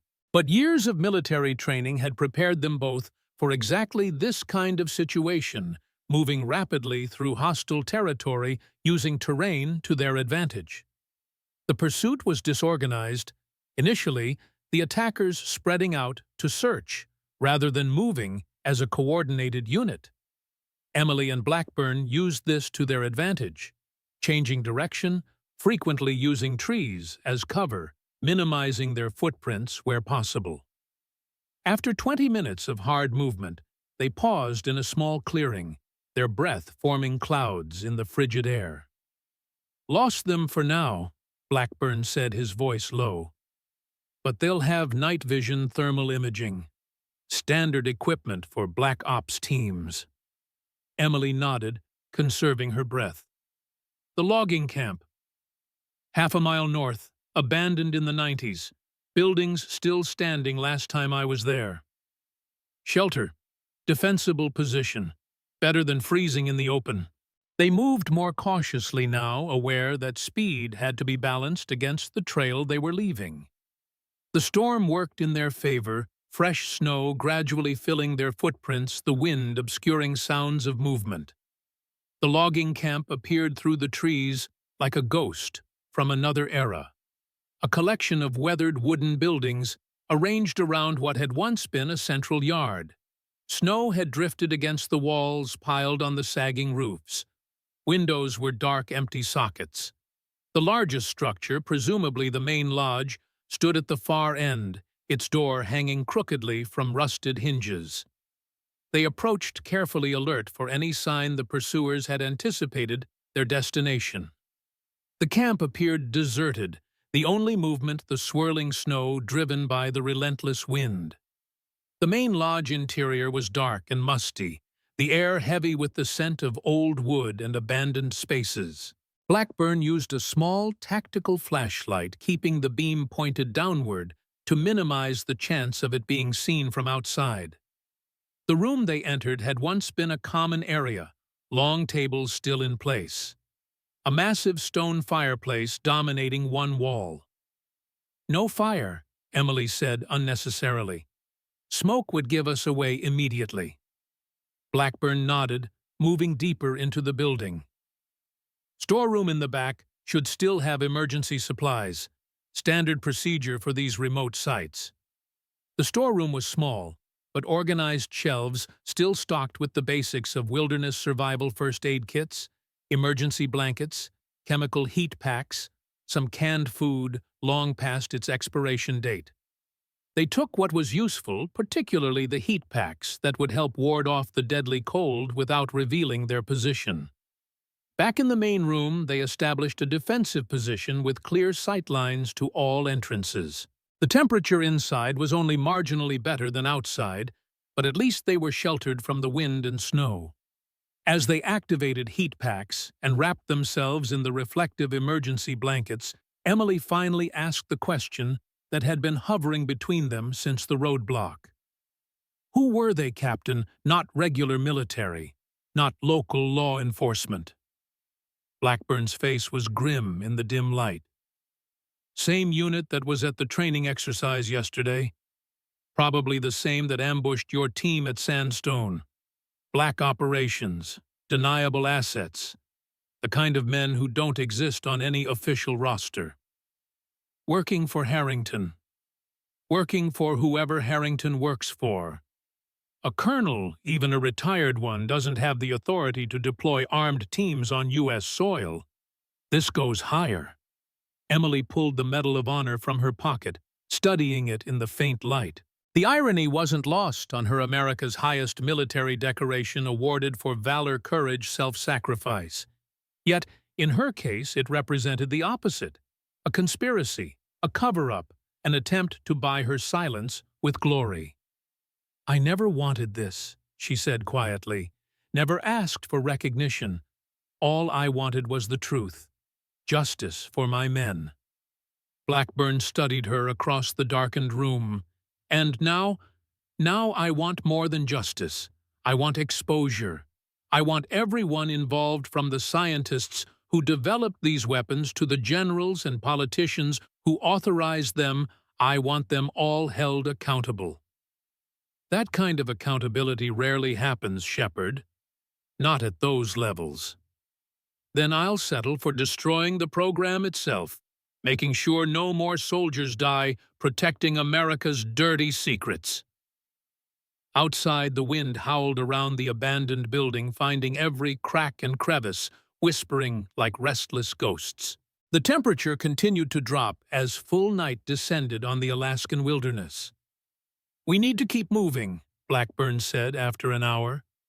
"Stay in one place too long, we become easy targets. Where the storm's getting worse. We're miles from any road. There's an old hunting cabin about 2 miles west. More isolated. Better defensive position. If we can reach it before this storm peaks, we might have a chance to regroup, plan our next move." Emily nodded, gathering the supplies they'd salvaged. "The men who were following us, they've called for backup by now. Probably aerial support once the weather clears. All the more reason to be somewhere else when that happens." They stepped back into the storm, the cold immediately assaulting them with renewed ferocity. The wind had strengthened, driving snow horizontally, reducing visibility to mere feet. They moved slowly, Blackburn leading the way, navigating by memory and occasional glimpses of landmarks through the swirling white. The attack came without warning. A figure lunged from behind a snow-laden pine, tackling Emily to the ground. The snow cushioned her fall, but the impact still drove the breath from her lungs. She reacted instinctively, years of combat training taking over. A sharp elbow strike, a twist of her body, fighting to gain the upper hand against an opponent she couldn't clearly see in the darkness and swirling snow. Her attacker was strong, skilled military training evident in his movements. They grappled in the snow, each fighting for control. Emily felt a hand close around her throat, squeezing with deadly intent. She drove her knee upward, connecting solidly. The grip loosened enough for her to break free, rolling away, reaching for her sidearm. But the attacker was faster. A boot stomped on her wrist, pinning her gun hand to the ground. The pressure was enormous, bones grinding together. Through the pain, she looked up, finally seeing her assailant's face, in a brief moment, when the snow parted. Sergeant Reynolds! His shoulder bandaged beneath his winter gear, his face twisted with hatred, and something else, fear. "You should have stayed dead, Shepherd," he snarled, drawing his own weapon and aiming it at her head. Some secrets are worth killing for. A shot rang out shockingly loud even against the howling wind. Reynolds staggered, confusion replacing the hatred on his face. He looked down at the spreading dark stain on his chest, then back at Emily with something like surprise. As he collapsed to the snow beside her, Emily saw Blackburn approaching, his sidearm still raised, expression grim but resolute. "You okay?" he asked, helping her to her feet. She nodded, massaging her wrist. "He was waiting for us. They knew we'd come this way." Blackburn knelt beside Reynolds, checking for a pulse. Finding none, he searched the body, methodically removing weapons, communication devices, anything useful. "We need to move," he said, standing. "That shot will bring the others." "Wait!" Emily knelt beside Reynolds's body, searching more carefully through his pockets. In an inner pocket of his jacket, she found what she was looking for, a small notebook, its pages protected by a waterproof cover. She flipped it open, angling the pages toward Blackburn's tactical light. Inside were names, dates, coordinates, and one phrase underlined multiple times: Phoenix Protocol, Phase 3. "He was part of it," Emily said, tucking the notebook into her own pocket. "From the beginning. That's why he was so hostile when I arrived. He knew who I was, what I might know."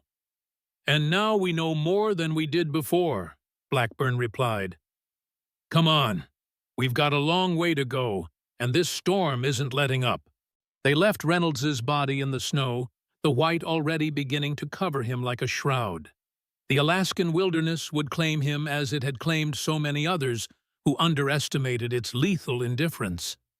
Emily and Blackburn moved westward, fighting the storm with each step, carrying with them evidence of a conspiracy that spanned decades and continents. A conspiracy that had already claimed too many lives and would claim more before the truth was finally exposed. Behind them, the darkness and the storm concealed their tracks. Ahead, somewhere in the white emptiness, lay answers, and perhaps, finally, justice. For Emily Shepherd, for the 7 men who died at Sandstone, and for all those who had been sacrificed in the name of the Phoenix Protocol. Dawn broke reluctantly over the Alaskan wilderness, the sun a pale suggestion behind heavy clouds. The storm had passed during the night, leaving behind a transformed landscape, pristine, silent, deadly in its beauty. Trees stood burdened with fresh snow branches, bowing under the weight. The world had been erased and redrawn in perfect white. In the hunting cabin, little more than a one-room shelter with a small wood stove. Emily Shepherd stood at the frost-covered window, watching for movement across the unbroken expanse of snow. Behind her, Captain Blackburn slept fitfully on a narrow cot, his body finally surrendering to exhaustion after their grueling 18-hour ordeal. They had reached the cabin well after midnight, half frozen despite their military cold-weather gear. The temperature had dropped to 30 below, the kind of cold that doesn't just threaten, but promises death to the unprepared. Inside, they had found basic supplies, firewood, matches, a few canned goods left by hunters or rangers, enough to survive if not comfortably. Emily's breath fogged the glass as she scanned the tree line. No signs of pursuit yet, but she harbored no illusions. They would come. Men like the ones who had ambushed them didn't simply give up. They would have found Reynolds's body by now, would be tracking them methodically, professionally. She turned from the window, her gaze falling on the small collection of items arranged on the cabin's rough wooden table, Reynolds's notebook. Sarah Winter's USB drive. Morrison's photographs from Iraq. The Medal of Honor. Pieces of a puzzle spanning decades, continents, and too many dead. Blackburn stirred his eyes, opening with the immediate alertness of a soldier who had spent years in combat zones. No gradual waking, no moment of confusion. Just sleep, then full awareness. "Anything?" he asked, voice rough from cold and fatigue. "Nothing yet, but they're coming." He nodded, sitting up with a grimace. The decades in uniform had left their mark, old injuries protesting in the cold, the wear of too many missions, and too few periods of true rest. "We need to move," he said. "They'll have thermal imaging aerial support now that the storm's cleared." Emily gestured to the items on the table. "First, we need to understand what we have." Reynolds's notebook mentions Phase 3 of the Phoenix Protocol. Morrison's evidence confirms the program existed in 1991. Sarah's medical data proves it was active at Sandstone in 2019. But we're still missing the core. What exactly is this weapon they're developing, and who authorized it? Blackburn moved to the wood stove, adding a small log to maintain the precious heat. "The answers aren't in Alaska, Shepard. We need to get to Harrisburg, find Chen's sister, and we need to confront Harrington. Harrington is surrounded by security at Meridian Defense. We can't just walk in and demand answers." A grim smile crossed Blackburn's weathered face. "No, but I know someone who can get us close. Someone who owes me from Baghdad, 2007. Emily raised an eyebrow. "Another ghost from your past. Former Delta.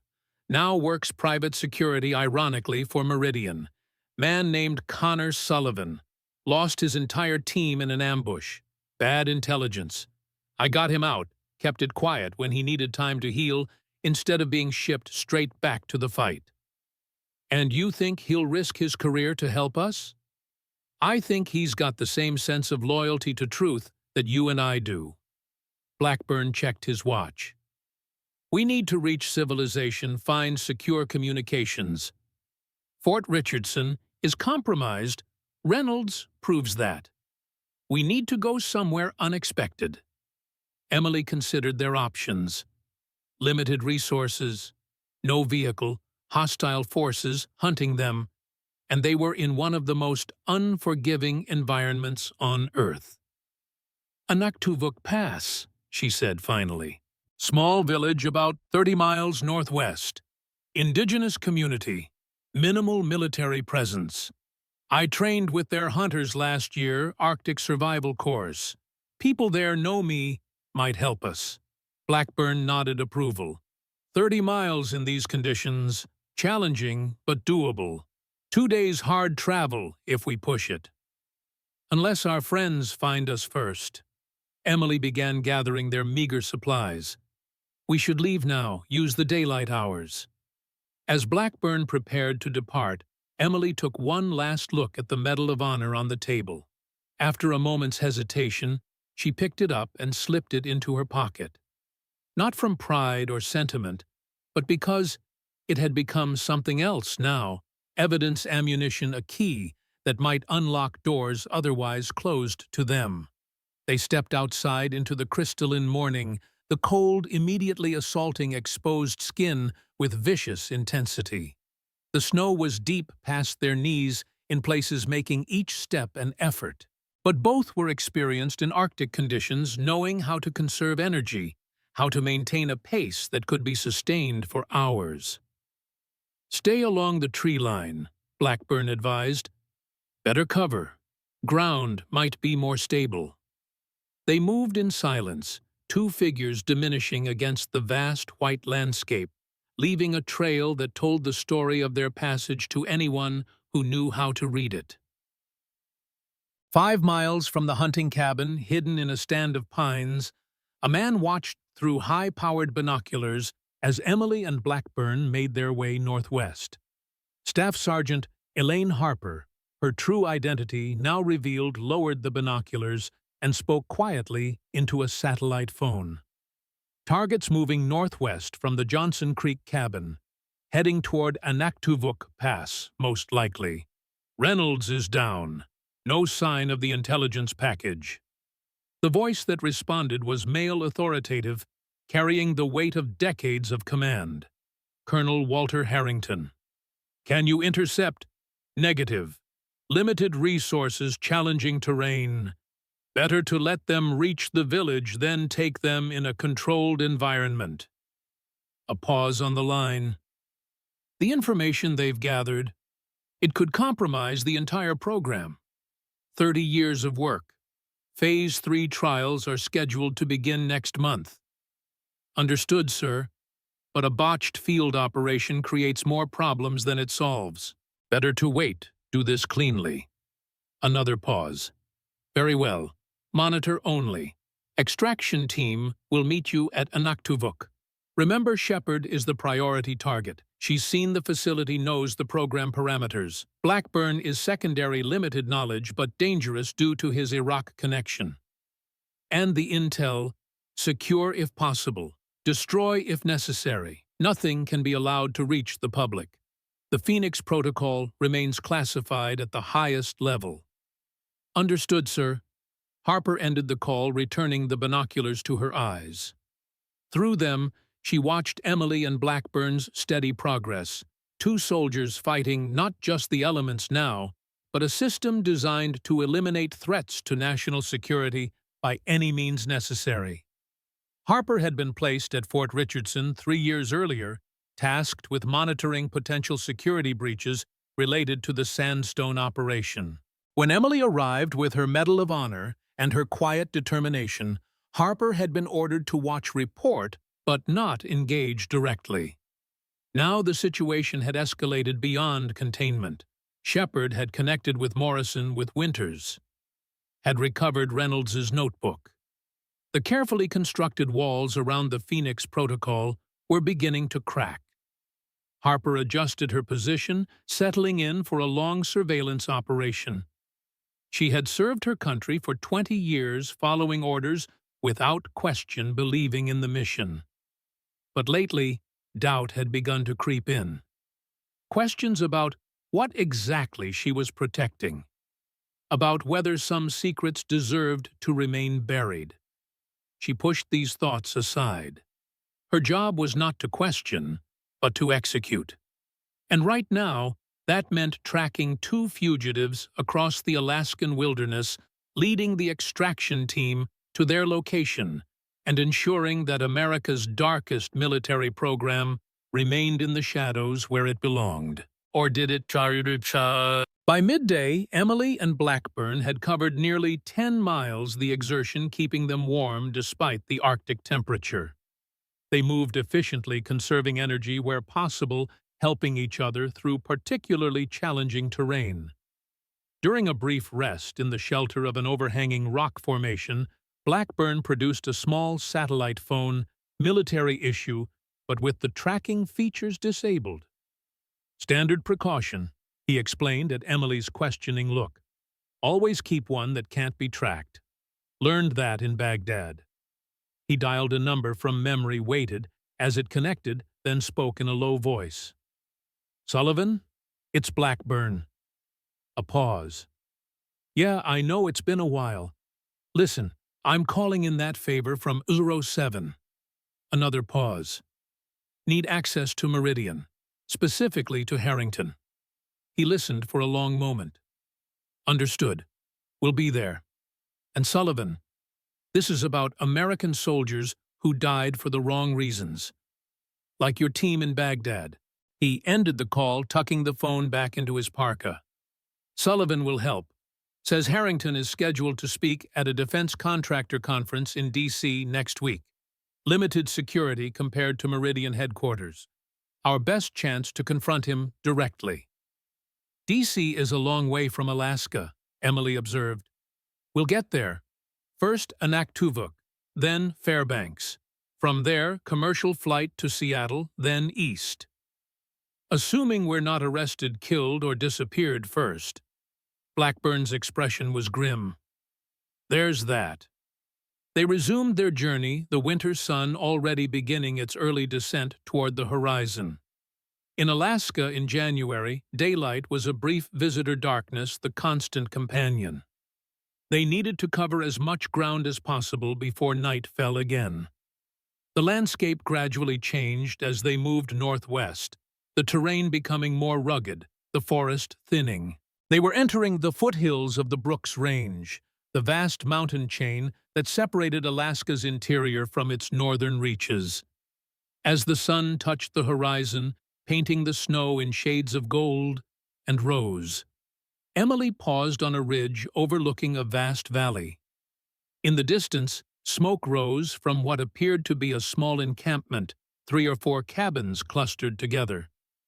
Not Anaktuvuk, she said. Too small. Might be a hunting camp. Athabascan, maybe. Blackburn studied the smoke through binoculars. Occupied. Recent tracks around the perimeter. Options. We need shelter for the night. Temperatures dropping fast. If they're hunters, they might help, especially if they know you from your training. Emily nodded. Worth the risk. Let's approach openly. No skulking. These people know their land. They've probably been aware of us for the past hour. They descended into the valley as the last light faded from the sky, the temperature plummeting with the sun's departure. By the time they reached the small cluster of cabins, stars had appeared brilliant points of light in the vast Arctic darkness. As they approached, a door opened in the largest cabin. A figure emerged, tall, broad-shouldered rifle held casually but ready. Native Alaskan, perhaps 60, with a face lined by decades of Arctic living. That's close enough, he called, his voice carrying in the still, cold air. Emily and Blackburn stopped, keeping their hands visible. We're not looking for trouble, Emily called back. Just shelter for the night, willing to trade or work for it. The man studied them, his eyes missing nothing, their military bearing, their exhaustion, the wariness that spoke of pursuit. You're the army woman, he said finally. The one who trained with Thomas last winter. Survival course. Emily nodded. Sergeant Emily Shepard. This is Captain Blackburn from Fort Richardson. The man lowered his rifle slightly. Thomas said you were a good student. Respectful. Listened more than you talked. He gestured toward the cabin. I'm Joseph Nashak. Come in before you freeze. Questions can wait until you're warm. The cabin interior was simple but comfortable. A large room with a wood stove dominating one wall, handmade furniture pelts, and woven blankets adding color and warmth. 3 other people were inside: an older woman, presumably Joseph's wife, a young man in his 20s, and a girl of perhaps 16. My wife Anna, Joseph introduced them. My son David, my granddaughter Kara. Introductions made. Anna insisted they eat first a thick stew of caribou meat and root vegetables served with dark bread. The warmth of the cabin and the hot food began to restore them, thawing the deep cold that had settled into their bones during the long day's march. Only when they had eaten did Joseph ask the question that had clearly been on his mind since their arrival. You're running from something. Military doesn't send its people out in this weather without equipment transportation. Emily exchanged glances with Blackburn, a silent communication passing between them. How much to reveal? How much to risk? We discovered something, she said finally. Something certain people want to keep hidden. American soldiers died because of it. We're trying to find the truth, bring it to light. Joseph nodded slowly, unsurprised. Government secrets. Not the first time those have caused trouble on our lands. We need to reach Anaktuvuk Pass, Blackburn added. From there, Fairbanks. We can pay for guides' transportation if you can help arrange it. Joseph was silent for a moment, his weathered face thoughtful. People are looking for you. Yes. Military, some of them. Others, we're not sure exactly who they work for. The older man nodded again as if this confirmed something he had already suspected. David will take you to Anaktuvuk tomorrow. We have snowmobiles. Can be there by midday if the weather holds. We can pay, Blackburn began. Joseph held up a hand, stopping him. Not necessary. We know about secrets kept from our people, know about experiments, things done in the name of national security. His eyes held a deep knowledge, a history of injustices witnessed and endured. If you're fighting that system, you have our help. Later, as the others slept, Emily sat by the wood stove watching the flames dance behind the iron grate. Sleep eluded her, too many thoughts crowding her mind. The 7 men who had died at Sandstone. The facility in Iraq 30 years earlier. The decades of secrecy of research into weapons that violated every international convention, every principle of warfare. Joseph joined her, settling into a chair with the quiet movements of a man accustomed to the rhythms of the wilderness. The burden you carry, he said after a while. It's heavy. Emily nodded, not surprised that he had seen through her military composure to the weight beneath. My grandfather was a code talker in World War II, Joseph continued. Navajo used our language to transmit messages the Japanese couldn't decode, helped win the war. When he came home, the government swore him to secrecy, couldn't talk about what he'd done, how he'd served. Not until decades later. He prodded the fire with a poker, sending sparks dancing upward. Secrets have power, but truth has more. My grandfather lived long enough to see his service recognized, his story told. Many didn't. The men who died at Sandstone, Emily said quietly, they deserve to have their story told too. Then you must tell it, no matter the cost. They sat in companionable silence. After that, 2 warriors from different generations, different cultures, united by an understanding of sacrifice and duty that transcended both. The snowmobiles cut across the pristine landscape like mechanical predators, their engines shattering the Arctic silence. David Nashak led the way, his knowledge of the terrain evident in the confident line he carved through the snow. Emily rode behind him with Blackburn on the second machine. The day was clear, the sky an impossible blue vault overhead. Mountains rose in the distance, their peaks gleaming white against the azure backdrop. Under different circumstances, the journey might have been exhilarating, even beautiful. But beauty was a luxury neither Emily nor Blackburn could afford. Both remained vigilant, scanning the horizon, alert for signs of pursuit. The exposed terrain offered speed, but also vulnerability. They were visible for miles in any direction. By midday, as Joseph had predicted, the small settlement of Anaktuvuk Pass came into view, a cluster of buildings nestled in a valley between mountains. One of the most remote communities in America, accessible only by air for much of the year. A place where everyone knew everyone else, where strangers were immediately noticed. Better if I don't go into the village with you, David said as they stopped on a ridge overlooking the settlement. Less questions that way. We understand, Blackburn replied. You've done more than enough. David pointed toward a building on the settlement's edge. Thomas lives there. The man who trained with you, he added to Emily. He'll help you arrange transport to Fairbanks, regular flights weather permitting. After David departed, Emily and Blackburn walked the remaining distance to the village. Their arrival was noticed immediately. Curious eyes watching from windows, children pausing in their play to stare at the newcomers. Thomas, a compact, muscular man in his 40s, recognized Emily instantly. His welcome was warm but cautious, the natural wariness of a man who lived on the frontier. "Sergeant Shepard? Unexpected to see you here." "It's a long story, Thomas. One I'd rather tell inside." He nodded, ushering them into his small but well-maintained home. Once inside, they explained their situation, not everything, but enough. Thomas listened without interruption, his expression growing more serious as they spoke. "I can arrange seats on tomorrow's flight to Fairbanks," he said when they finished. "Small plane. Pilot is a friend, won't ask questions."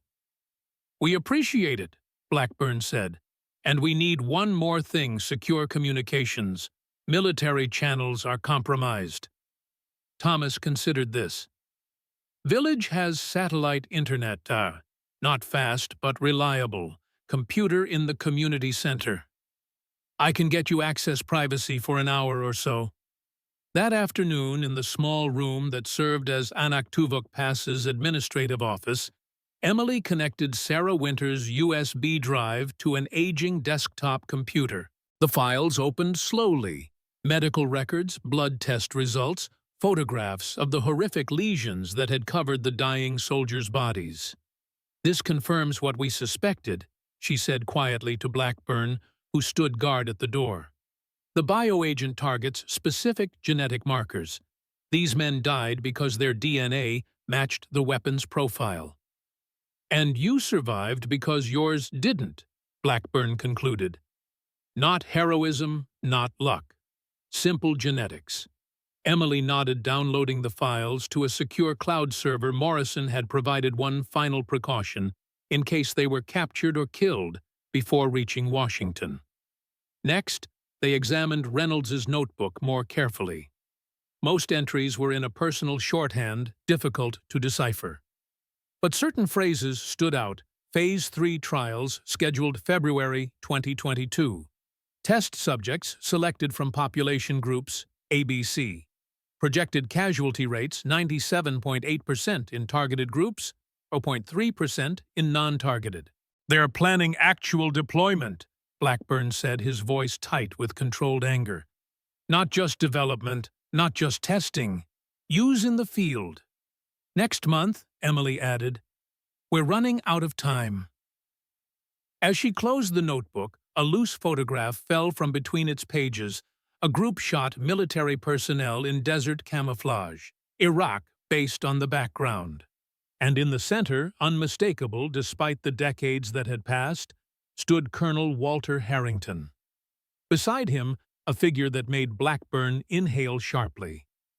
"You recognize someone?" Emily asked. The man next to Harrington, General Richard Compton, chairman of the Joint Chiefs from 2003 to 2007, one of the architects of the Iraq War strategy. Emily studied the photograph more closely. This was taken in 1991 during Desert Storm. Compton would have been what a colonel then, probably, fast-tracked through the ranks afterward. Blackburn's expression was troubled. If Compton was involved in the Phoenix Protocol from the beginning, then the program has protection at the highest levels of the military, Emily finished, past and present. The implications were staggering. Not just a rogue operation or a black-budget project, but a sanctioned program with backing from the Pentagon's most senior leadership. A weapon being developed not despite international conventions, but with the full knowledge and approval of those charged with upholding those very conventions. "We need more," Blackburn said finally. "This connects Harrington and Compton to the Iraq facility in '91, but we need evidence linking them directly to Sandstone, to what's happening now.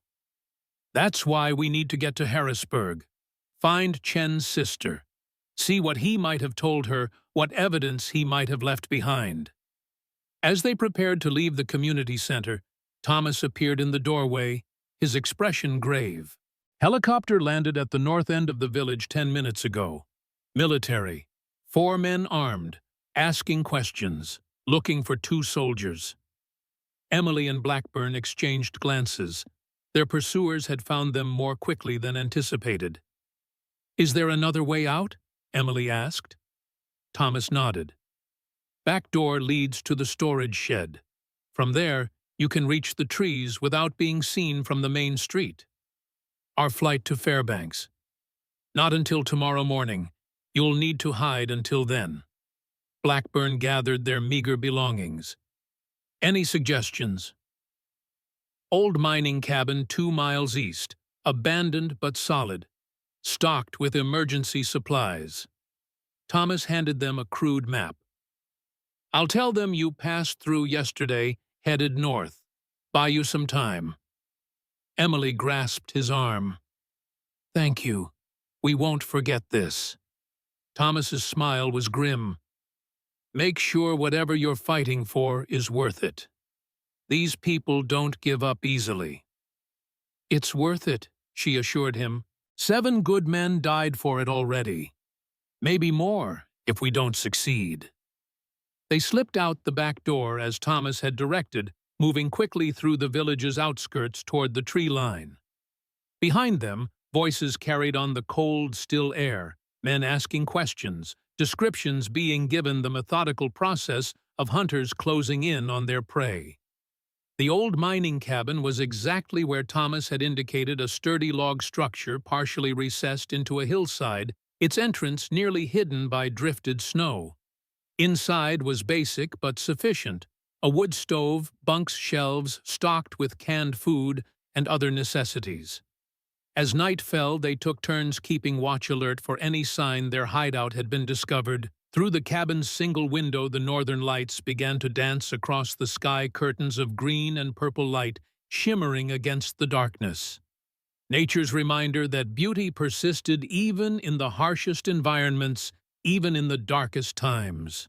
During her watch, Emily removed the Medal of Honor from her pocket, studying it in the faint light of a single candle. The irony wasn't lost on her: the nation's highest military decoration, awarded for gallantry and intrepidity at the risk of one's life above and beyond the call of duty, given to her not for heroism but as hush money, a bribe disguised as an honor.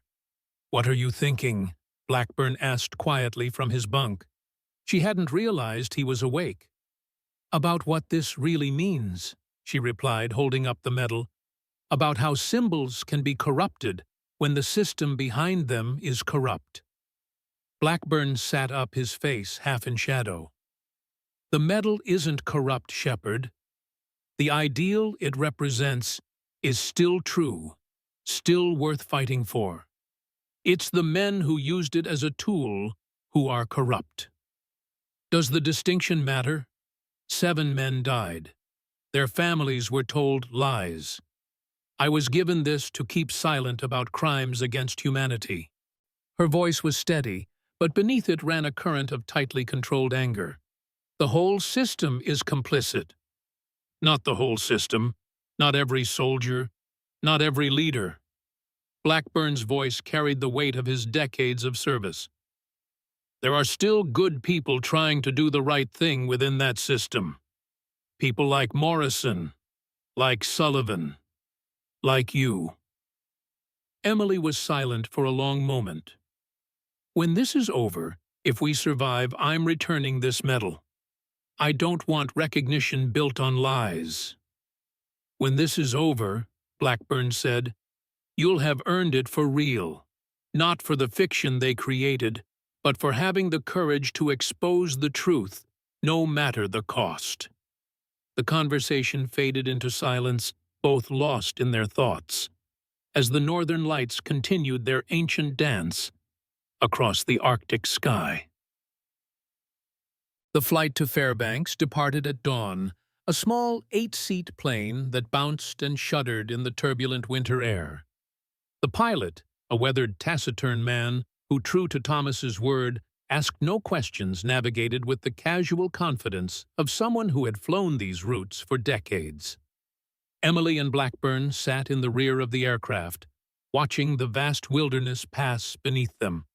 From this height, Alaska revealed its true scale: endless forests, winding rivers locked in ice mountain ranges stretching to the horizon.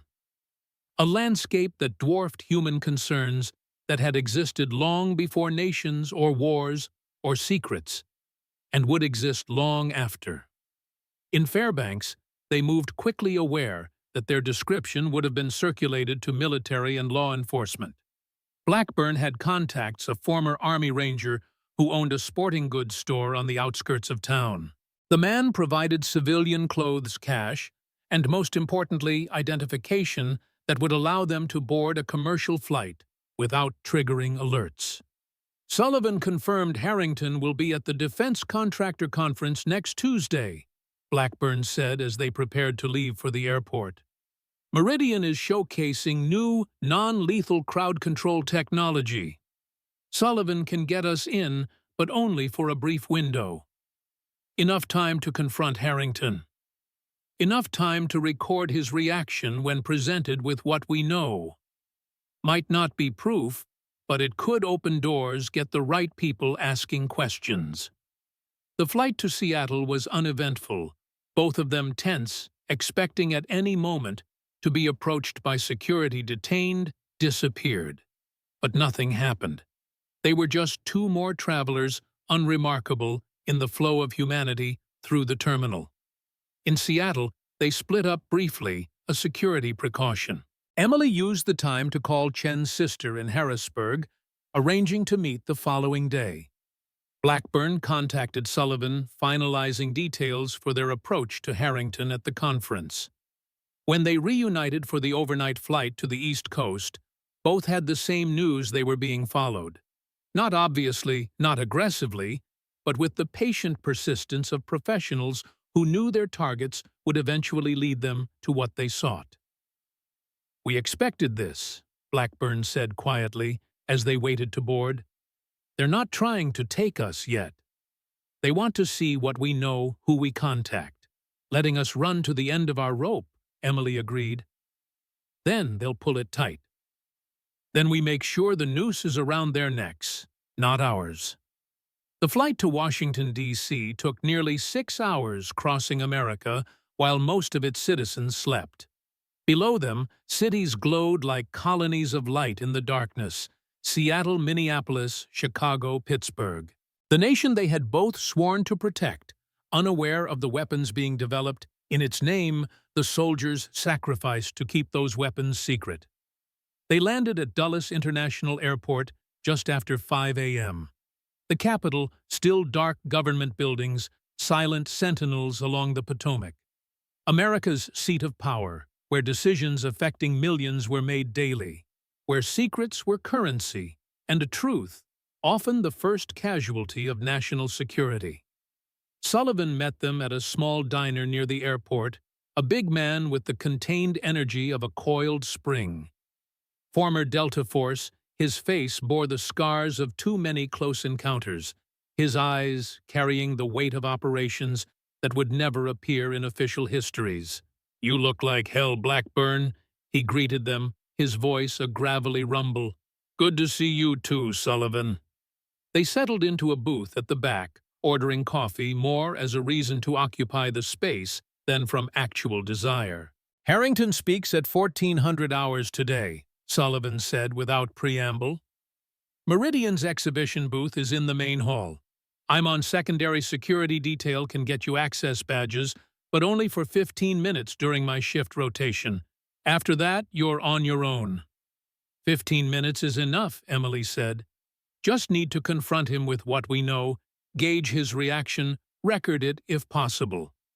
Sullivan studied her with the assessing gaze of a veteran operator. "You're the one from Sandstone, the Medal of Honor recipient."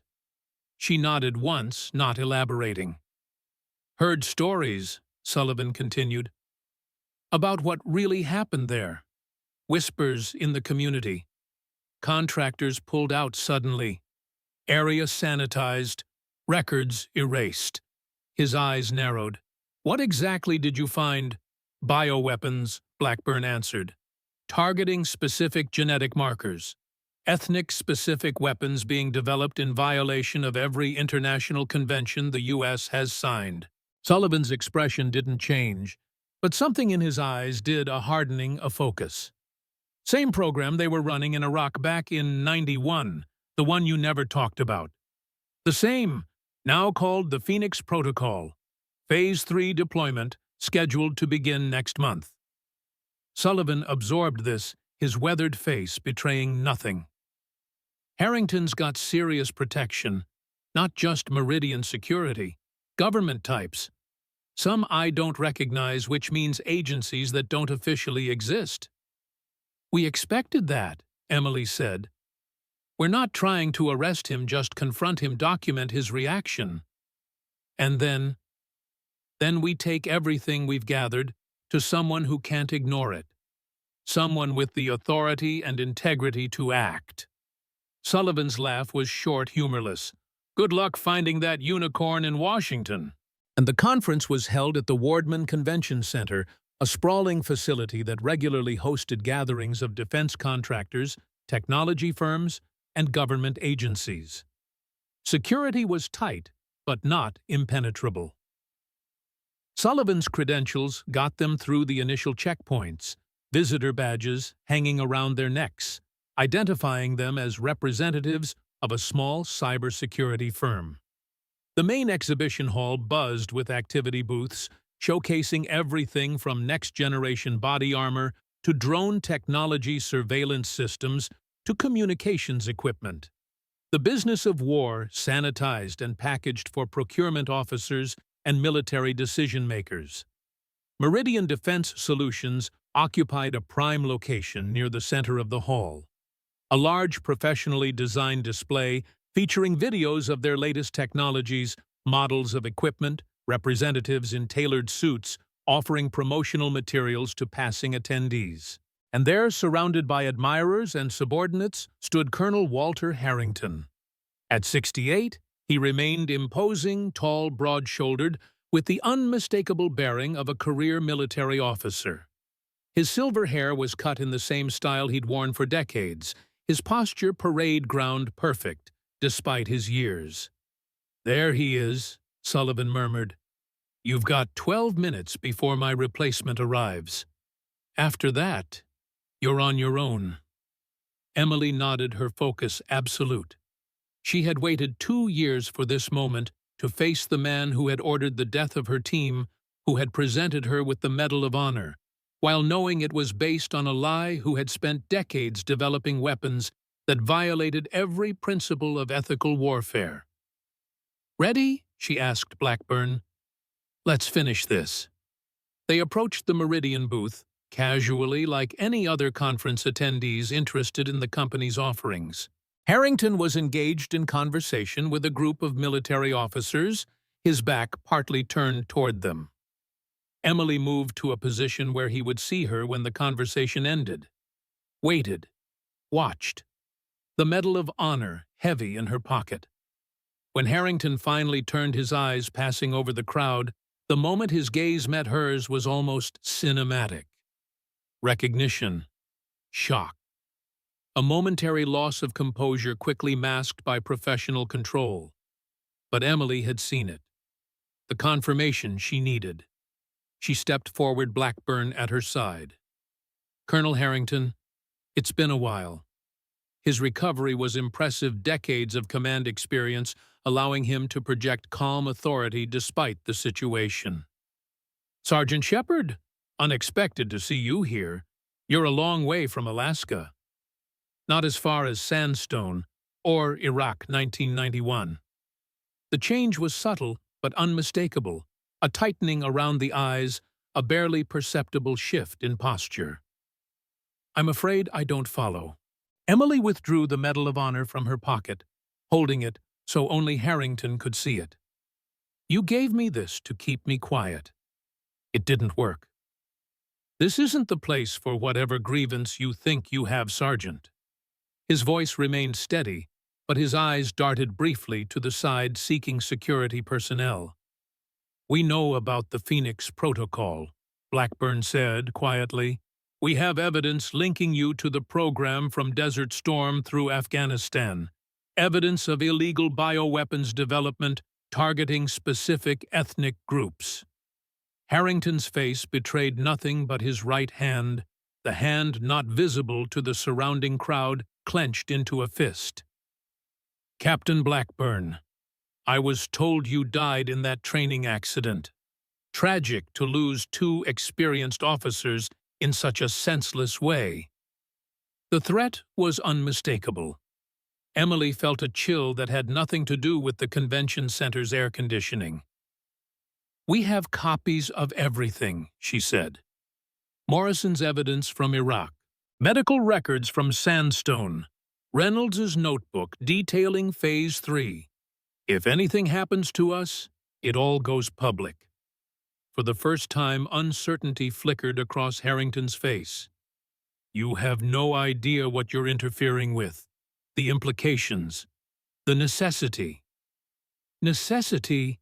Emily's voice remained controlled, but anger simmered beneath the surface. 7 good soldiers died at Sandstone. My men, following orders, serving their country. And you had them eliminated because they saw something they weren't supposed to see. Sacrifices are sometimes required for the greater good, Sergeant. Harrington's voice had dropped to a near whisper.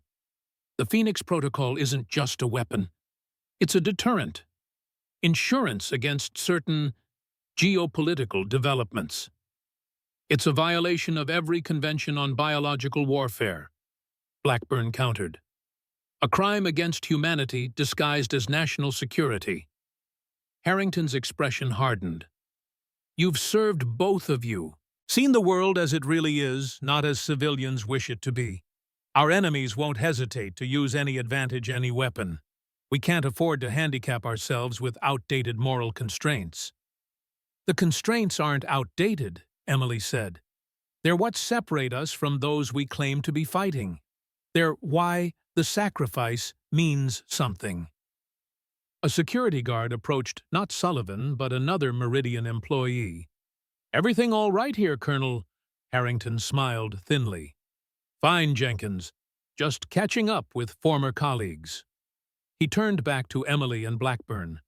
I believe our conversation has reached its natural conclusion. Not quite, Emily said, her voice steady. Tomorrow morning, everything we have goes to Senator Eleanor Burke, Chair of the Armed Services Committee, known for her integrity and independence from defense industry influence. Something changed in Harrington's eyes, calculation reassessment. Burke is a politician like any other. She'll bury this to protect the system she serves. Maybe, but I don't think so. Not when the evidence includes details of American soldiers deliberately sacrificed to protect an illegal weapons program. That's a story that transcends political divisions. Harrington studied her for a long moment, his expression unreadable. You were never supposed to come back, Shepard. The operation was designed to eliminate all witnesses. Your survival was unexpected. And now, a cold smile touched his lips. Now you've become a different kind of problem, one that requires a different solution. He glanced at his watch. You have approximately 3 minutes before security personnel identify you as unauthorized attendees. I suggest you use that time wisely. Emily held his gaze. This isn't over, Colonel. No, he agreed. But it will be soon. As they turned to leave, Harrington called after them, his voice low enough that only they could hear the Medal of Honor. Keep it. You've earned it. Sergeant, just not for the reasons in the citation. It takes a special kind of courage to stand against your own government, misguided though you may be. They exited the convention center without incident, Sullivan having created a momentary distraction that diverted security's attention. Outside, the January air was cold and clear, the Washington Monument visible in the distance, a stark white needle against the blue sky. He didn't deny it, Blackburn said as they walked rapidly away from the building. Any of it. No, and he all but confirmed Phase 3 deployment is imminent. Emily's face was grim. We need to move quickly. Contact Senator Burke. Present everything we have. Harrington will try to stop us. Now that he knows our plan, he'll have people watching Burke monitoring approaches to her office. Then we need to be smarter, more unpredictable. They hailed a taxi, directing it toward Capitol Hill, not to Burke's office, but to a small coffee shop several blocks away. A location chosen for its proximity, but also its anonymity, a place to regroup and plan their final move. As they sat at a corner table, the weight of what they were attempting settled over them. Two soldiers against a system designed to protect itself, to eliminate threats, to bury uncomfortable truths beneath layers of classification and national security justifications. Even if Burke believes us, Blackburn said quietly, even if she acts, the system has ways of containing scandals, of limiting damage. The full truth might never come out. Emily nodded, understanding the reality they faced. But the program will be exposed, shut down. The men who died at Sandstone in Iraq, they'll have some measure of justice, and future soldiers won't be placed in the position we were forced to choose between following orders and following conscience. Blackburn studied her across the table. This woman who had faced death deception, the betrayal of the very institution she had sworn to serve, and yet retained her core belief in justice, in the ideals their nation claimed to uphold. "Whatever happens next," he said, "it's been an honor serving with you, Sergeant Shepard." She smiled, a rare, genuine expression that transformed her face. "Likewise, Captain." Their moment of connection was interrupted by a commotion outside police vehicles converging on the street, officers in tactical gear deploying with practiced efficiency. "That's not for us," Blackburn said, though his hand moved instinctively toward his concealed sidearm. "Too soon. Harrington couldn't have mobilized a response this quickly." A television behind the counter switched to breaking news, an anchor with the practiced gravity of someone reporting significant events. "We're receiving reports of a major security incident at the Wardman Convention Center site of the Defense Technology Exposition. Details are still emerging, but sources indicate shots have been fired and the facility is in lockdown." Emily and Blackburn exchanged glances of disbelief. "Harrington," she whispered, "creating chaos, eliminating evidence. I don't know." The news anchor continued receiving information through his earpiece. "We can now confirm that Colonel Walter Harrington, former Army officer and current executive at Meridian Defense Solutions, has been shot. His condition is unknown at this time. Police are searching for a suspect described as a military-aged male who fled the scene."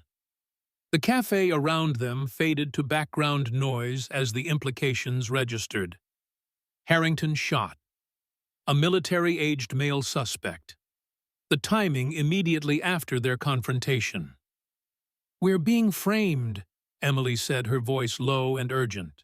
"This is the different solution," he mentioned. "Create an incident, blame us, discredit anything we might reveal." Blackburn was already standing, dropping cash on the table. "We need to move. Now. They'll have our descriptions circulating to every law enforcement agency in the district." They exited the cafe quickly, but without running, without drawing attention. The street was filled with the controlled chaos of a city responding to a security threat. Police vehicles rushing toward the convention center, pedestrians stopping to watch the commotion or check news alerts on their phones. "We can't approach Burke now," Emily said as they walked rapidly away from the developing scene. "Not with a manhunt underway." "No, but we can still get the information to her."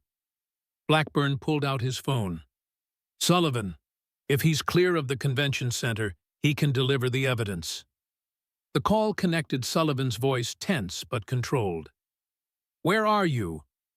"Clear of the scene. You, outside perimeter. Whole place is locked down. Harrington's been shot, shoulder wound, not fatal. They're saying it was you two."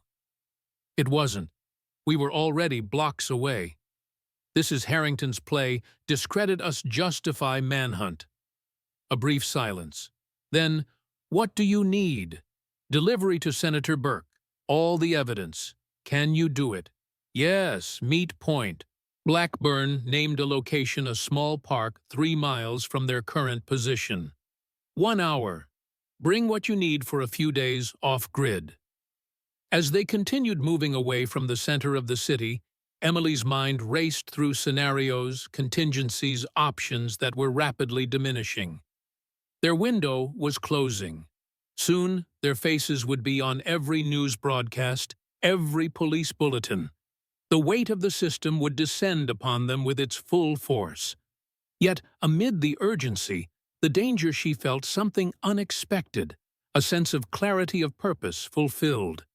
They had confronted Harrington, had confirmed the reality of the Phoenix Protocol, had set in motion events that, regardless of their personal fate, would expose a program that had existed in shadows for too long. The 7 men who died at Sandstone would not be forgotten. Their sacrifice would not be in vain. The truth would emerge even if Emily and Blackburn were not there to witness it. As they walked through the streets of the capital, 2 soldiers who had sworn to defend their nation, now fugitives from its power. Emily's hand closed around the Medal of Honor in her pocket, no longer a symbol of shame or manipulation, but transformed through her actions into what it was meant to be, a recognition of courage in the face of overwhelming odds of sacrifice for principles larger than oneself.